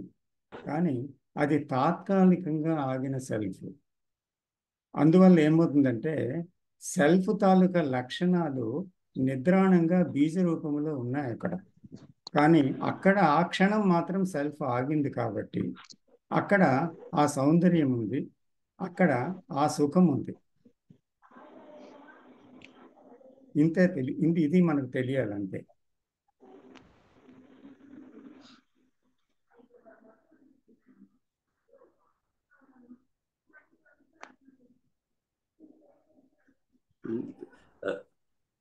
I want to add ఇక్కడ ఒక్క పాయింట్ సార్, ఆనంద్ గారు ప్లీజ్, సారీ ఎక్స్క్యూజ్ మీ, ఒక్క పాయింట్ ఇక్కడ ఎప్పుడైతే టోటల్ గా మమేకం అయిపోయామో అక్కడ ఇంక సెల్ఫ్ అనేది లేనప్పుడు అక్కడ ఇంకా బీజం కూడా ఉండదు కదా, బీజం కూడా సెల్ఫే కదా. అప్పుడు టోటల్ గా సెల్ఫ్ లేనప్పుడు అంటే మీరు చెప్పింది okay, agreed to some extent. మనం రియల్ గా డీప్ గా ఇమ్మర్స్ కాలేకపోతే అక్కడ ఎంతో కొంత పార్ట్, ఒక బీజం, ఒక చిన్న పార్ట్ అయినా సెల్ఫ్ ఉండిపోతుంది. అది ఇట్ ఈస్ నాట్ రియల్ ఏంటంటే మనం silence, it's not real silence. But వేరే if we totally immersed, totally మమేకం అయిపోతే అక్కడికి బీజం కాదు కదా, ఇంక ఏమీ ఉండదు. కానీ అదే నేను ముందే చెప్పాను, అదో లెప్తపాటు కావచ్చు, 1 minute కావచ్చు, ఫ్యూ సెకండ్స్ కావచ్చు, లేదా 5 minutes కావచ్చు. But during that period there is no self at all and there will be utmost silence for that little bit duration only. అవును, అదే నేను అంటుంది. ఆ సమయంలో సెల్ఫ్ ఆగింది, ఆగలేదు అని నేను అనలేదు. కానీ ఆగింది, కానీ బీజ రూపంలో సెల్ఫ్ ఇంకా ఉంది. కాబట్టే ఆ క్షణం పువ్వు దగ్గర, ఆ క్షణం సెక్స్ దగ్గర, ఆ క్షణం నది దగ్గర, ఆ క్షణం ప్రకృతిలోని సెల్ఫ్ ఆగిన మాట నిజమే. కానీ మళ్ళీ ఈ ప్రపంచంలోకి వచ్చినప్పుడల్లా ఏమైందంటే దాని కాన్ఫ్లిక్టు, దానికి భయము, దాని దుఃఖము, దాని అసూయ, దాని ద్వేషం దాంతోనే ఉన్నాయి. గాఢ నిద్రలో కూడా సెల్ఫ్ ఆగింది. అయితే ఆ సెల్ఫ్ అక్కడ ఏమైందంటే it is called something like self forgetfulness. అక్కడ సెల్ఫ్ ఉందనే సెల్ఫ్ యొక్క స్ఫూర్తి అంటే దానికి రకమైన స్పృహ అంటాం. ఆ స్పృహ కోల్పోయింది పూర్తిగా. కానీ తిరిగి ఆ స్పృహ వస్తుంది దాని నుంచి బయటకు రాగానే. కాబట్టి ఇక్కడ సెల్ఫ్ ఎండింగ్ అనేది ఎప్పుడు జరుగుతుందంటే only through self understanding and self knowing. Only through self knowing in relationship. ఆ సెల్ఫ్ని చూడటం వల్ల మాత్రమే అది పూర్తిగా ధ్వంసమై నిజమైన నిశ్శబ్దంలో, నిజమైన ఏకాంతతలోకి వెళ్ళగలదేమో. కానీ ఇటువంటి దాంట్లో తప్పకుండా సెల్ఫ్ ఆగుతుంది. తప్పకుండా ప్రతి మనిషి కూడా దాని గ్లింప్సెస్ చూడగలడు. But not fully light that light. Correct sir, అదే నేను చెప్పబోతున్నాను. మీరు చెప్తున్నది ఏంటంటే ఈ సెల్ఫ్ నుంచి టోటల్ గా మనం విముక్తి పొందగలిగితే అది total silence, it's secret. But in the life there will be some glimpses అనేవి మనకి లైఫ్ లో ఏర్పడుతూనే ఉన్నాయి చాలా చాలా సందర్భాల్లో. ఆ సందర్భాల్లో మన సెల్ఫ్ అనేది ఉండదు ఇంకా అసలు, అక్కడ కంప్లీట్ సైలెంట్ ఉంటుంది. ఆ గ్లింప్సెస్ ని ఆటోమేటిక్ గా అంటే ఎక్స్పీరియన్స్ అని అనకూడదు, అక్కడ ఏ వర్డ్ వాడాలో నాకైతే అర్థం కావట్లేదు. కానీ దాని యొక్క ప్రభావం మాత్రం డెఫినెట్ గా ఉండి తీరుతుంది. లిటిల్ బిట్ మాట్లాడండి అమ్మా. ఎవరండి? థ్యాంక్స్ అండి. అగైన్ నేనేనండి, సులోచనానండి. సార్ ఒక్కసారి ఇప్పుడు బ్రెయిన్ లైక్ డేటాబేస్ అండి. ఈ మెమరీస్ అవన్నీ ఎప్పటి నుంచో ఉంటాయి. ఇవన్నీ వైప్ ఆఫ్ చేసి డిలీట్ చేస్తే సో డెలిబరేట్ గా మనం ట్రై టు ఫర్గెట్ అనుకోండి పాస్ట్ ని, and then we want to start off fresh mind అని అంటారు కదా. Fresh mind just look at that thing with fresh mind అంటారు కదా. సో ఇప్పుడు లేటెస్ట్ దీనిలో ప్రకారం ఏమంటారంటే ఇట్లా ఫర్గెట్ఫుల్నెస్ ఇవన్నీ ఆల్జైమర్స్ డిసీజ్, ఆ డిసీజ్, ఈ డిసీజ్ అంటారు కదండి. So is that a good thing to like forget about all your past and just start a fresh mind, fresh ఇది అది ఎలా కొరెలేట్ చేసుకోవచ్చండి? అంటే ఏంటిదంటే అలాగా అసలు సాధ్యం అవుతుందా? అంటే పాస్ట్ అంతా వైప్ ఆఫ్ చేసేసుకొని మైండ్ ని ఫ్రెష్ గా స్టార్ట్ చేయటం అన్నది ఇంపాసిబుల్ కదండి. So how can I forget my all experiences? How can I forget? So forget నేను మర్చిపోవడానికి చేసిన ప్రయత్నం కానీ మర్చిపోవడం కానీ సాధ్యమైన విషయం కాదు అది. అంటే ఇప్పుడు సెల్ఫ్ అండర్స్టాండింగ్లో మర్చిపోవడానికి చేసే ప్రయత్నం కాదు అది. సెల్ఫ్ అండర్స్టాండింగ్, సెల్ఫ్ నోయింగ్లో మనము సెల్ఫ్ యొక్క సీక్రెట్ ఎజెండాస్, తర్వాత సెల్ఫ్ యొక్క మూవ్మెంట్, థాట్ మూవ్మెంట్, నోన్ తాలూకా విషయాల్ని అన్నీ అర్థం చేసుకుని వెళ్తుందన్నమాట. ఒక కైండ్ ఆఫ్ అవేర్నెస్ అర్థం చేసుకున్నప్పుడు ఏమవుతుందంటే న్యాచురల్లీ ఇట్ బికమ్స్ సైలెంట్ అనమాట. Because seeing the false yes falls and ఏదైతే పనికిరాందో, ఏదైతే ప్రమాదకరమైందో, ఏదైతే భ్రాంతికరమైందో దాన్ని భ్రాంతిలాగా, తర్వాత ఉన్నది ఉన్నట్టుగా ఎప్పుడైతే సెల్ఫ్ అర్థమవుతూ వెళ్తుందోనమ్మా అప్పుడేమవుతుందంటే సెల్ఫ్ అనేది డ్రాప్ అవుతుంది అనమాట. అవగాహన వల్ల డ్రాప్ అవుతుంది, ఇంకో మార్గం లేదు. అయితే ది మెమరీని వైప్ ఆఫ్ చేయటం అనేది టేప్ రికార్డర్ కాదు. అది టేప్ రికార్డర్ పూర్వం ఉండేవి కదా, అది రెడ్ బటన్ నొక్కితే వైప్ ఆఫ్ అయిపోయేది రికార్డింగ్ అంతా. సో ఫార్చునేట్లీ అన్ఫార్చునేట్లీ నాకు తెలియదు కానీ వైప్ ఆఫ్ బటన్ మనకి లేదు బ్రెయిన్లో. సో వైప్ ఆఫ్ కాదు అక్కడ కావాల్సింది. ఇక్కడ ఎప్పుడైతే వాస్ట్ నాలెడ్జ్, ఇందాక కూడా మనం డిస్కస్ చేసాం, వాస్ట్ నాలెడ్జ్ తోటే మన జీవితం అంతా గడుస్తుంది, ఆలోచనతోనే గడుస్తుంది. అయితే టెక్నాలజికల్ ఫీల్డ్ లేదా అంటే కొన్ని ఫంక్షనల్ థింగ్స్ ఏవైతే ఉన్నాయో అవి తప్పకుండా ఆలోచనకి స్థానం ఉంది అక్కడ. అది ఉండాలి, ఆ గతం ఉండాలి, లేకపోతే జీవించడం కష్టము. అయితే ఇంకొక పరిధిలో అంటే అక్కడ సైకలాజికల్ ఫీల్డ్లో అక్కడ ఆలోచన అవసరం లేదు. అయితే అక్కడ ఆలోచన తనకి స్థానాన్ని కల్పించుకుంది. ఎక్కడ వచ్చింది తంట అంతా? ఎందుకంటే ఆలోచన నిన్నటి విషయాన్ని, నిన్నటి గాయాల్ని, నిన్నటి బాధని, నిన్నటి సంఘటనల్ని రేపటికి, ఎల్లుండికి, నెల తర్వాత, సంవత్సరం తర్వాత క్యారీ ఓవర్ చేస్తుంది. సో ఈ క్యారీయింగ్ ఓవర్ అనేది నిజంగా ఆ జ్ఞాపకాల నుంచే కదా క్యారీయింగ్ ఓవర్ అవుతుంది. So these things are printed కదా in the brain, that's why there is a carrying over. So ఈ క్యారీయింగ్ ఓవర్ని ఎవరైనా తుడిచేయగలరా? అది వచ్చేస్తుంది ఆటోమేటిక్గా. సో కాబట్టి ఈ జ్ఞాపకాలు అనేవి అల్లరి పెడుతున్నాయని చూడండి. ఈ గతమే నా జీవితాన్ని పూర్తిగా ఆక్రమించుకుంది అని చూడండి. నా గతమే జీవితాన్ని ఆక్రమించుకుందని నేను చూసినప్పుడు నా గతము ద్వారానే నేను బాంధవ్యాలలో అనేకమైన అభిప్రాయాలు పెట్టుకున్నాను. ఆ గతము ద్వారానే నేను ఇలా జీవించాలి, అలా జీవించాలని ఊహలు పెట్టుకున్నాను, సిద్ధాంతాలు పెట్టుకున్నాను, నైతిక సూత్రాలు పెట్టుకున్నాను, అభిప్రాయాలు పెట్టుకున్నాను, దానివల్ల నమ్మకాలు పెట్టుకున్నాను, సో సెక్యూరిటీ పెట్టుకున్నాను.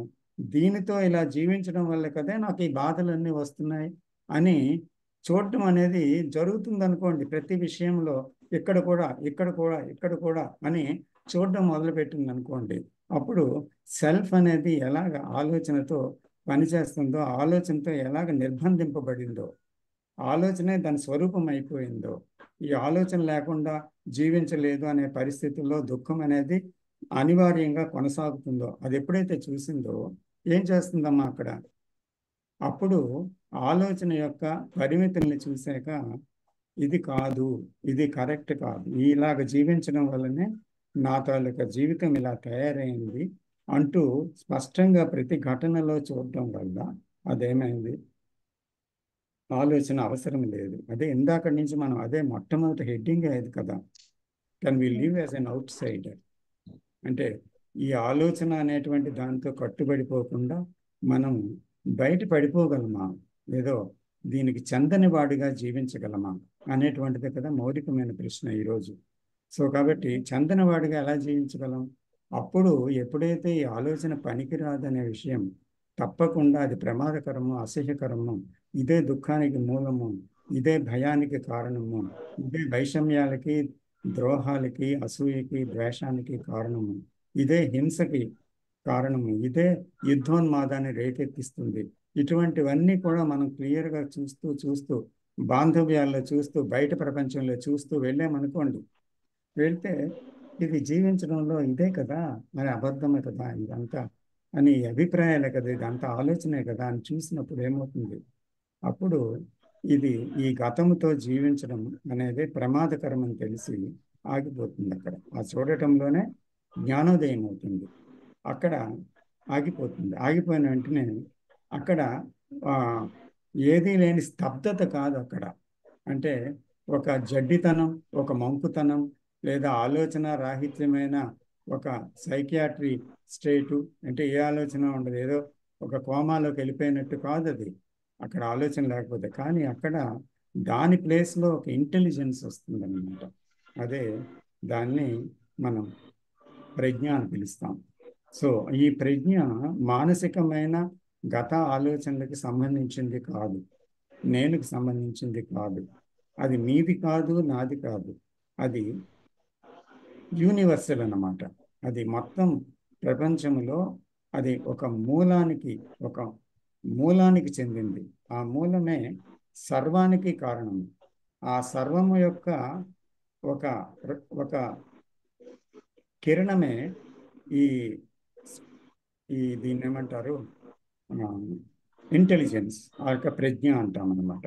సో అందులో నుంచే ఆ ప్రజ్ఞే సెన్సిటివిటీ, ఆ ప్రజ్ఞే ప్రేమ, ఆ ప్రజ్ఞలోంచే అన్నీ కలుగుతాయి కదా. సో ఆ ప్రజ్ఞ అప్పుడు ఏం చేస్తుందంటే రోజు దైనందిక జీవితంలో హ్యాపీగా ఆలోచనని వాడి జీవిస్తుంది. ఏ ఆలోచనని? గతం యొక్క ఆలోచనని కాదు, కానీ ఎక్కడ ఏం మాట్లాడాలో భాష ఉండాలి కదా, ఆ భాషను వాడుతుంది. అది ఆలోచన. మళ్ళీ అక్కడ ఏది మాట్లాడితే సరిపోతుందో అది వెంటనే మాట్లాడుతుంది, ఆలోచించి కాదు. దానికి స్పష్టత ఉంటుంది, క్లియర్గా అదే మాట్లాడుతుంది, అదే చేస్తుంది. అందుకే అక్కడ చర్య చేస్తూ చెయ్యని వాడు, ఆలోచిస్తూ ఆలోచించని వాడు, చూస్తూ చూడని వాడు ఎవరు అంటే ఇతనే. ఎవరికైతే ఇంటెలిజెన్స్ ఉందో, ఈ ఆలోచన మీద ఎవరైతే గతం యొక్క దాని మీద ఆధారపడకుండా దాన్ని దాటి వెళ్ళిపోయాడో అతనే అవుట్ సైడర్ అన్నమాట. ప్రెసెంట్ లో ఉండాలండి, అది రైట్ నౌ రైట్ హియర్ అని అంటారు. ఉండాలని కాదు, ప్రెసెంట్ లో కాదండి. ఉండాలంటే అప్పుడు సెల్ఫ్ వచ్చింది మళ్ళీ. ఓ ఓకే. గతం ఇంటెలిజెన్స్ ని బయటికి తీసుకురావాలంటే ఎంత సాధన చేయాలనండి. మీరు ఇంకొకసారి రికార్డింగ్ వినండి అమ్మా. అలాగేనండి, అలాగే. మళ్ళీ వినండి, అప్పుడు మీకు క్లియర్గా అర్థమవుతుంది. అలాగే. థ్యాంక్స్ అండి. దీప్తిజీ. యా సార్, నమస్తే సార్. సో నాకు ఒక క్వశ్చన్ ఉంది. ఇప్పుడు ఐ అంటే నేను అనేది అక్యుములేషన్ ఆఫ్ నాలెడ్జ్. వినిపిస్తుందా సార్? వినిపిస్తుందండి. ఐ నేను అనేది సెల్ఫ్, అంటే నేను అనే భావన అది అక్యుములేషన్ ఆఫ్ నాలెడ్జ్, అంటే గత జ్ఞాపకాలంతా కలెక్ట్ చేసుకున్నది నాలెడ్జ్ కదా. అంటే దానికి థాట్కి డిఫరెన్స్ ఉందా సార్? అంటే థాటే సెల్ఫ్ కదా, రెండు డిఫరెంట్ కాదు కదా? కాదండి. ఓకే ఈ ఓకే. థాట్ ఎందుకంటే సైకలాజికల్ థాట్ అంతా నాలెడ్జ్ మీద ఆధారపడి ఉంది. Okay sir. సో రెండు ఒకటే. అది అర్థమైనప్పుడు ప్రెసెంట్ లో ఎందుకు ఉండాలి అని అంటున్నారు అని అంటే, ప్రెసెంట్ లో ఉండి జరిగేది అబ్జర్వ్ చేసినప్పుడు ఇంకా మనకు వేరే ఆప్షన్ ఉండదు. అంటే థాట్స్ వెనకాల జ్ఞాపకాలు వచ్చే థాట్ ఉండదు కాబట్టి ప్రెసెంట్ లో అబ్జర్వేషన్ లో పెట్టాలి అని అంటున్నారు సింపుల్ గా. సో ప్రెసెంట్ లో మన అబ్జర్వేషన్ ఉన్నప్పుడు ఆటోమేటిక్ గా వేరే థాట్ అనేది రాదు కదా సార్. ఫర్ ఎగ్జాంపుల్ ఇప్పుడు అంటే నేను అర్థం చేసుకుంటున్నా, అంటే నాది నేను జస్ట్ అర్థం చేసుకోవడానికి ట్రై చేస్తున్నా. ఇప్పుడు ఫర్ ఎగ్జాంపుల్ మూవీ చూస్తున్నాం అనుకోండి, చాలా నచ్చిన మూవీ. ఆ మూవీ చూసేటప్పుడు వేరే ఆలోచన రాదు, ఇంకా ఆ మూవీలోనే ఉంటాం మనం. కంప్లీట్ గా వేరే ఆలోచన, ఆ జ్ఞాపకం కాదు కదా, అసలు థాట్ కూడా ఉండదు. ఎవరైనా పిలిచినా ఒక్కోసారి అసలు గ్రహించలేం మనం. సో అది ప్రెసెంట్ లో ఉన్నట్టు కదా. అక్కడ జస్ట్ ఎగ్జాంపుల్ మూవీ చెప్తున్నాను. ఇప్పుడు వర్క్ చేసిన కంప్లీట్ గా అంటే నేను ఫోకస్ చెయ్యాలి అన్న దాంట్లో కాకుండా జస్ట్ అబ్జర్వ్ చేస్తూ ఏం చేస్తున్నామో దాని మీదనే ఉన్నప్పుడు ఆటోమేటిక్ గా థాట్స్ అనేవి రావు అసలు. సో నాకు అలా అర్థమైంది సార్. అంటే ప్రెసెంట్ వాట్ ఈజ్ అంటే అదే కదా. ఇంకా అందులో ఉన్నప్పుడు ఆటోమేటిక్ గా ద అదర్ సైడ్ పోం కదా మనం. అంతే అంటే కదా సార్. ఇప్పుడు ప్రెజెంట్ అనేది చూడండి, పాస్ట్, ప్రెజెంట్ అండ్ ఫ్యూచర్ 3 కాలాలు మానసికంగా ఉన్నాయి కదా. అంటే క్యాలెండర్ ప్రకారం కాదు మనం మాట్లాడు, నిన్న, ఈరోజు, రేపు, కిందటి నిమిషం, ఈ నిమిషం, రాబోయే నిమిషం కాదు. కానీ past as memory, it is coming to the present and going to the future. ఇది మనకు తెలుసు థాట్ని అబ్జర్వ్ చేస్తే. So can we see in that present that thought is coming and going further, గతం నుంచి ఇలాగ వచ్చి అలా వెళ్తుంది అనేది మనం చూడగలుగుతున్నామా అంటే ప్రెజెంట్లో ఉంది. So that is seeing the what is. అర్థమైంది సార్. యా, అంటే 24/7 మనకి ప్రెసెంట్ లో ఉండడం అనేది చాలా కష్టం. డెఫినెట్ గా వెనకాల జరిగిన జ్ఞాపకాలన్నీ గుర్తొస్తా ఉంటాయి ఎంత వద్దనుకున్నా. సో అప్పుడు మనము దాన్ని ఓకే అంటే ఓకే నాకు థాట్ వస్తుంది ఇప్పుడు అని నేను అబ్జర్వ్ చేయడంలోనే అక్కడ దాని అంటే అది ఐడెంటిఫికేషన్ లోనే అది ఆగిపోతుంది. నేను అది అంటే పర్సనల్ గా నేను అది రియలైజ్ అయినా సార్, కొన్నిసార్లు జరిగింది నాకు అది. కానీ ఏమవుతుందంటే మళ్ళీ ఎలా అంటే మళ్ళీ బ్యాక్ వెళ్ళడం అనేది చాలా ఈజీగా అవలీలగా అంటే అబ్బా ఎంతకన్నా అబ్జర్వ్ చేయాలి అన్న ఫీలింగ్ వస్తుంది అనమాట. అంటే ఎనర్జీ టూ మచ్ గా ఉందన్నమాట దాంట్లో. అది ఎనర్జీ చాలా వాడుతుంది దానికి body. So I'm getting tired of it, tired అవుతున్నా. But at the same time ఇది కదా లైఫ్. నేను అసలు అంటే నాకు కావాల్సిందే ఇది కదా, ఇదే కదా తెలుసుకోవాలి. సో దానికోసం ఎంత ఎనర్జీ కావాలంటే అంత ఎనర్జీ మనము ఇవ్వాలి అనేది అనుకుంటున్నా సార్. ఇప్పుడు ఇంకొక ఉపమానం మీరు చెప్పారు కదా, చెప్తాను, ఇది కూడా చెప్తాను. ఇప్పుడు టైర్డ్నెస్ ఫీల్ అవుతున్నది ఏది? Body and mind also. So first mind, ఎందుకంటే సైకలాజికల్గా నాకు అనిపిస్తుంది ఎంతగాని చూడాలబ్బా, ఇది మాట్లాడితే స్లిప్ అయిపోతుంది. అవును, మళ్ళీ చూడాలా, ఎంతకని చూడడం, చూసినా అలాగే ఉంది.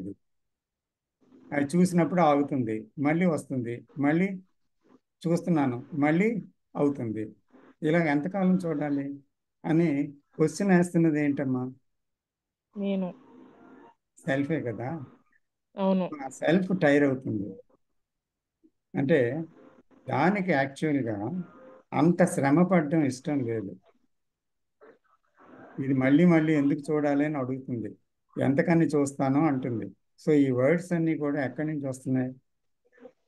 నేను అనే ఐ నుంచే వస్తున్నాయి, సెంటర్ నుంచి వస్తుంది. సో ఆ వర్డ్ చూడండి అలాంటప్పుడు. So who is saying that? ఎవరు చెప్తున్నారు? ఆ మాట ఎక్కడి నుంచి వస్తుంది? So if you see that, then again the energy will come, surely come. Try it. అవును, ఎంత స్టూపిడ్ ఐ అనేది తెలుస్తుంది సార్. రకరకాల కన్నింగ్ అనమాట. సో ఒక చాలా ట్రాప్ వెళ్ళిపోద్ది, కానీ అది ఐ అని బోధపడే లోపటే 4 ట్రాప్లు తీసుకొని వస్తుంది మన ముందుకి. అవును. తర్వాత ఇంకో పాయింట్ ఏంటంటే, ఒక సినిమా చూస్తున్నప్పుడు దాంట్లో పూర్తిగా అబ్జార్బ్ అయినప్పుడు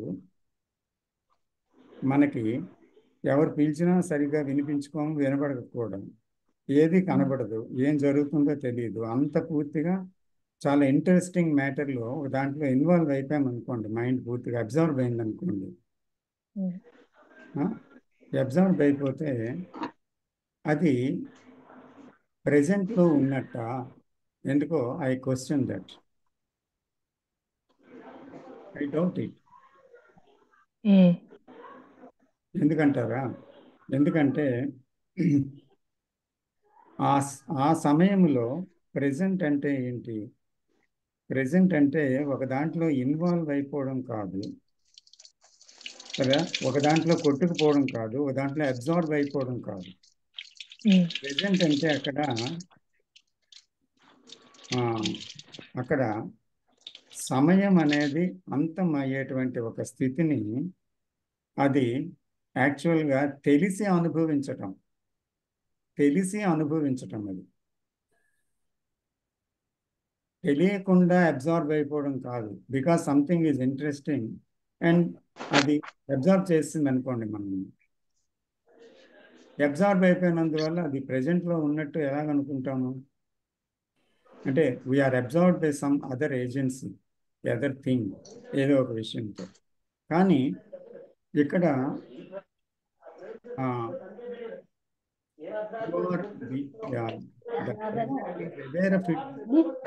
ఇట్ సెల్ఫ్ అనమాట.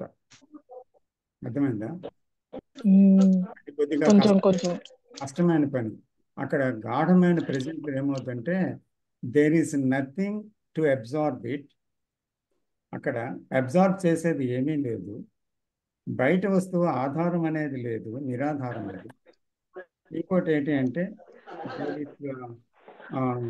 నథింగ్ సపోర్ట్స్ ఇట్, ఏమీ లేదు.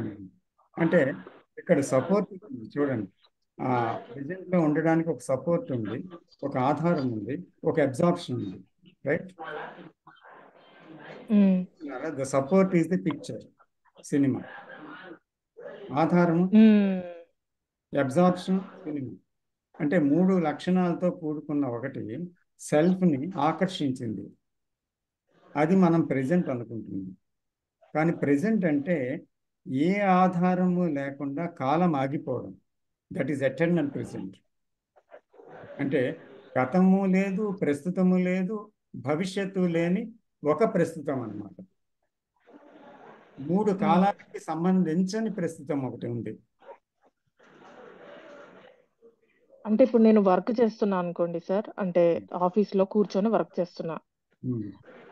ఆ వర్క్ చేయడము వేరే ఆలోచన రాకుండా చేస్తాను, ఎందుకంటే మోస్ట్ ఆఫ్ ది టైం నాకు ఆలోచనలు వస్తూనే ఉంటాయి. దాన్ని నేను ఎలా కంట్రోల్ చేస్తానంటే మ్యూజిక్ పెట్టుకొని ఆ మ్యూజిక్ వింటూ వర్క్ చేస్తాను. అది తీసిన మరుక్షణం నాకు ఏవేవో ఆలోచనలు వస్తాయి.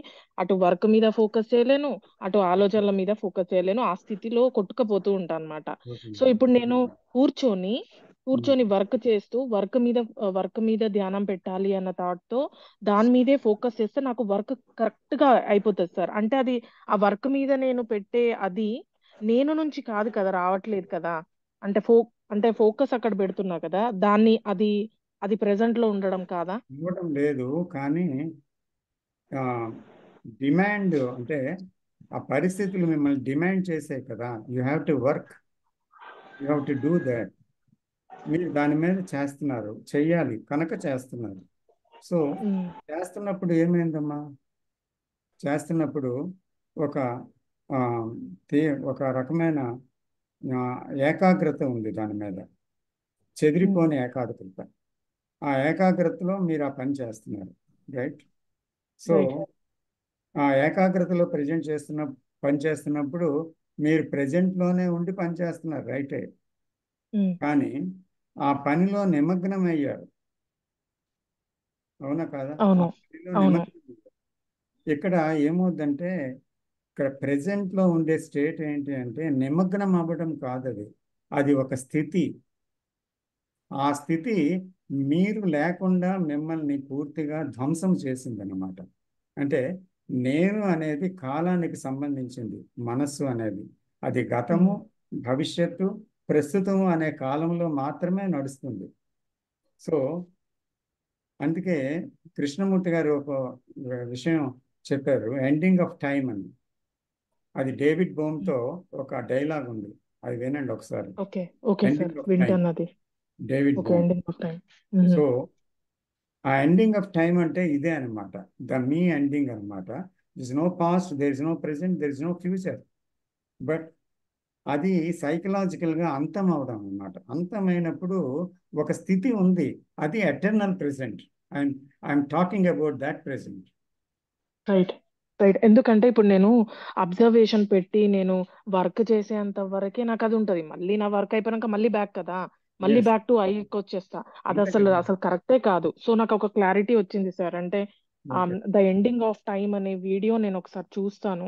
నాకేమైనా క్వశ్చన్స్ ఉంటే నేను మిమ్మల్ని అడుగుతా సార్. ఎందుకంటే నేను ఏమనుకుంటున్నా అంటే ఆ కాన్సన్ట్రేషన్ అంటే ఆ టైప్ ఆఫ్ లైక్ ఒక దాని మీదనే నేను అనేది భావన లేకుండా జస్ట్ దాని మీద ఫోకస్ చేస్తే వర్క్ అయిపోతుంది కదా, అదే ప్రెసెంట్ అని అనుకున్నా. కానీ అది కాదనమాట. అది కూడా మనకి కాన్సన్ట్రేషన్ ఈజ్ డిఫరెంట్ అవునవును. అని అర్థమైంది నాకు. కాన్సన్ట్రేషన్ అనేది focus, involved in that. Concentration. So in that involvement you don't find any time. అక్కడ ఎంతకాలం రైట్. ఉందో తెలియదు. అవును. అంతే. Thank you sir. అవును. నేను అది చూస్తాను, వీడియో చూస్తాను వేరే వాళ్ళకి. ఎండింగ్ ఆఫ్ టైం బుక్ లో 9 చాప్టర్స్ చదవండి. తర్వాత వీడియోలో కూడా వస్తాయి. తర్వాత యూట్యూబ్లో స్మాల్ గ్రూప్ డైలాగ్స్ అని మీరు కొట్టి చూడండి. అందులో మేము ఫ్యూ మెంబర్స్ డిస్కస్ చేసాం దీని మీద, 9 డైలాగ్స్ మీద. ఓకే, నాకు ఒకసారి లింక్ పంపిస్తారా సార్? అది పంపిస్తాను, నేను చెప్తాను. సో అది విజయ్ గారు బుక్ ఎక్కడ కొనాలి సార్? అంటే అమెజాన్ లో దొరుకుతుందా? దొరుకుతుందండి. పేరేంటి సార్ బుక్ పేరు? Ending of time. Ending of time. Okay sir, thank you. నేను వేరే వాళ్ళకి చాయిస్ ఇస్తాను. నేను చర్చించాను దాని గురించి. ఓకే సార్, నాకు మీరు ఒక్కసారి ఈ చాట్ లో పెట్టినా ఓకే, అందరికీ వస్తుంది కదా, లేకపోతే గ్రూప్ లో పెట్టినా ఓకే. అది డైలాగ్స్ లింక్. సో అది వినండి అమ్మా. మీరు యూట్యూబ్లో ఉంటాయి చూడండి. సో ఇది చదవండి, విన్న తర్వాత మీకు మరీ మరీ మరీ క్లారిటీ వస్తుంది అనమాట. అది ఒక్కసారి యూట్యూబ్ లో ఏమని కొట్టాలి సార్? స్మాల్ గ్రూప్ సమాలోచన. స్మాల్ గ్రూప్ సమాలోచన. ఓకే సార్, కొడతాను. నోట్ చేసుకున్నాను నేను అది. సో టైం అయిందమ్మా, 8 క్లోజ్ చేయాలి. 8:15. Shall I take leave of you with all your permission? Thank you, sir. Thank you so much, sir. Thank you. Thank you, everybody, sir. Thank you, everybody. Thank you, sir. Thank you, sir. Thank you, Andy. Thank you all. Thank you sir. Sir కొన్ని questions ఉన్నాయి. అంటే ఎవరు రాజు గారు 2 questions పెట్టారు sir. Maheshwari had some question. అంటే ఆ questions Ramakrishna గారి పంపిస్తే వారు ఆన్సర్ చేస్తారని చెప్తున్నాను సార్. రాజు గారు ఏదో క్వశ్చన్ పెట్టారు సార్. ఉన్నారా రాజు గారు? Can you speak? ఎక్కడ ఉంది? ఒక్క నిమిషం నేను చూస్తాను సార్. ఒక్క నిమిషం నేను కూడా.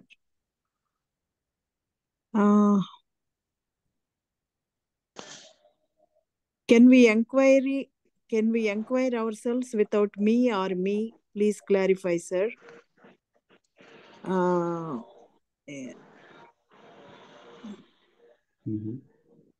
అదే ఉంది సార్. ఒకటే ఉందా? అంటే చాలా వచ్చినాయి sir. Up to a point you can inquire with me, but after that you can't inquire with me. There the me has to be silent. So only then you end with a question. అంటే ఒక ప్రశ్నతో ఆగిపోతారు మీరు, ఆ మీదకి వెళ్ళలేరు. So అప్పుడు ఆగిపోయినప్పుడు వచ్చిన సైలెన్స్లోంచి ఒక ఇన్సైట్ వస్తుంది. అక్కడి నుంచి ఆ ఇన్సైట్లో మీకు ఆన్సర్ దొరికిపోతుంది. బట్ మీ ఆన్సర్ ఇచ్చింది అనుకోండి దానికి, అప్పుడు that is not the answer, not the right answer. Okay? The answer is in the question itself. If you seriously put the question, seriously inquire, yes, the answer is there in it. Yes. Yes, sir. So shall I close it?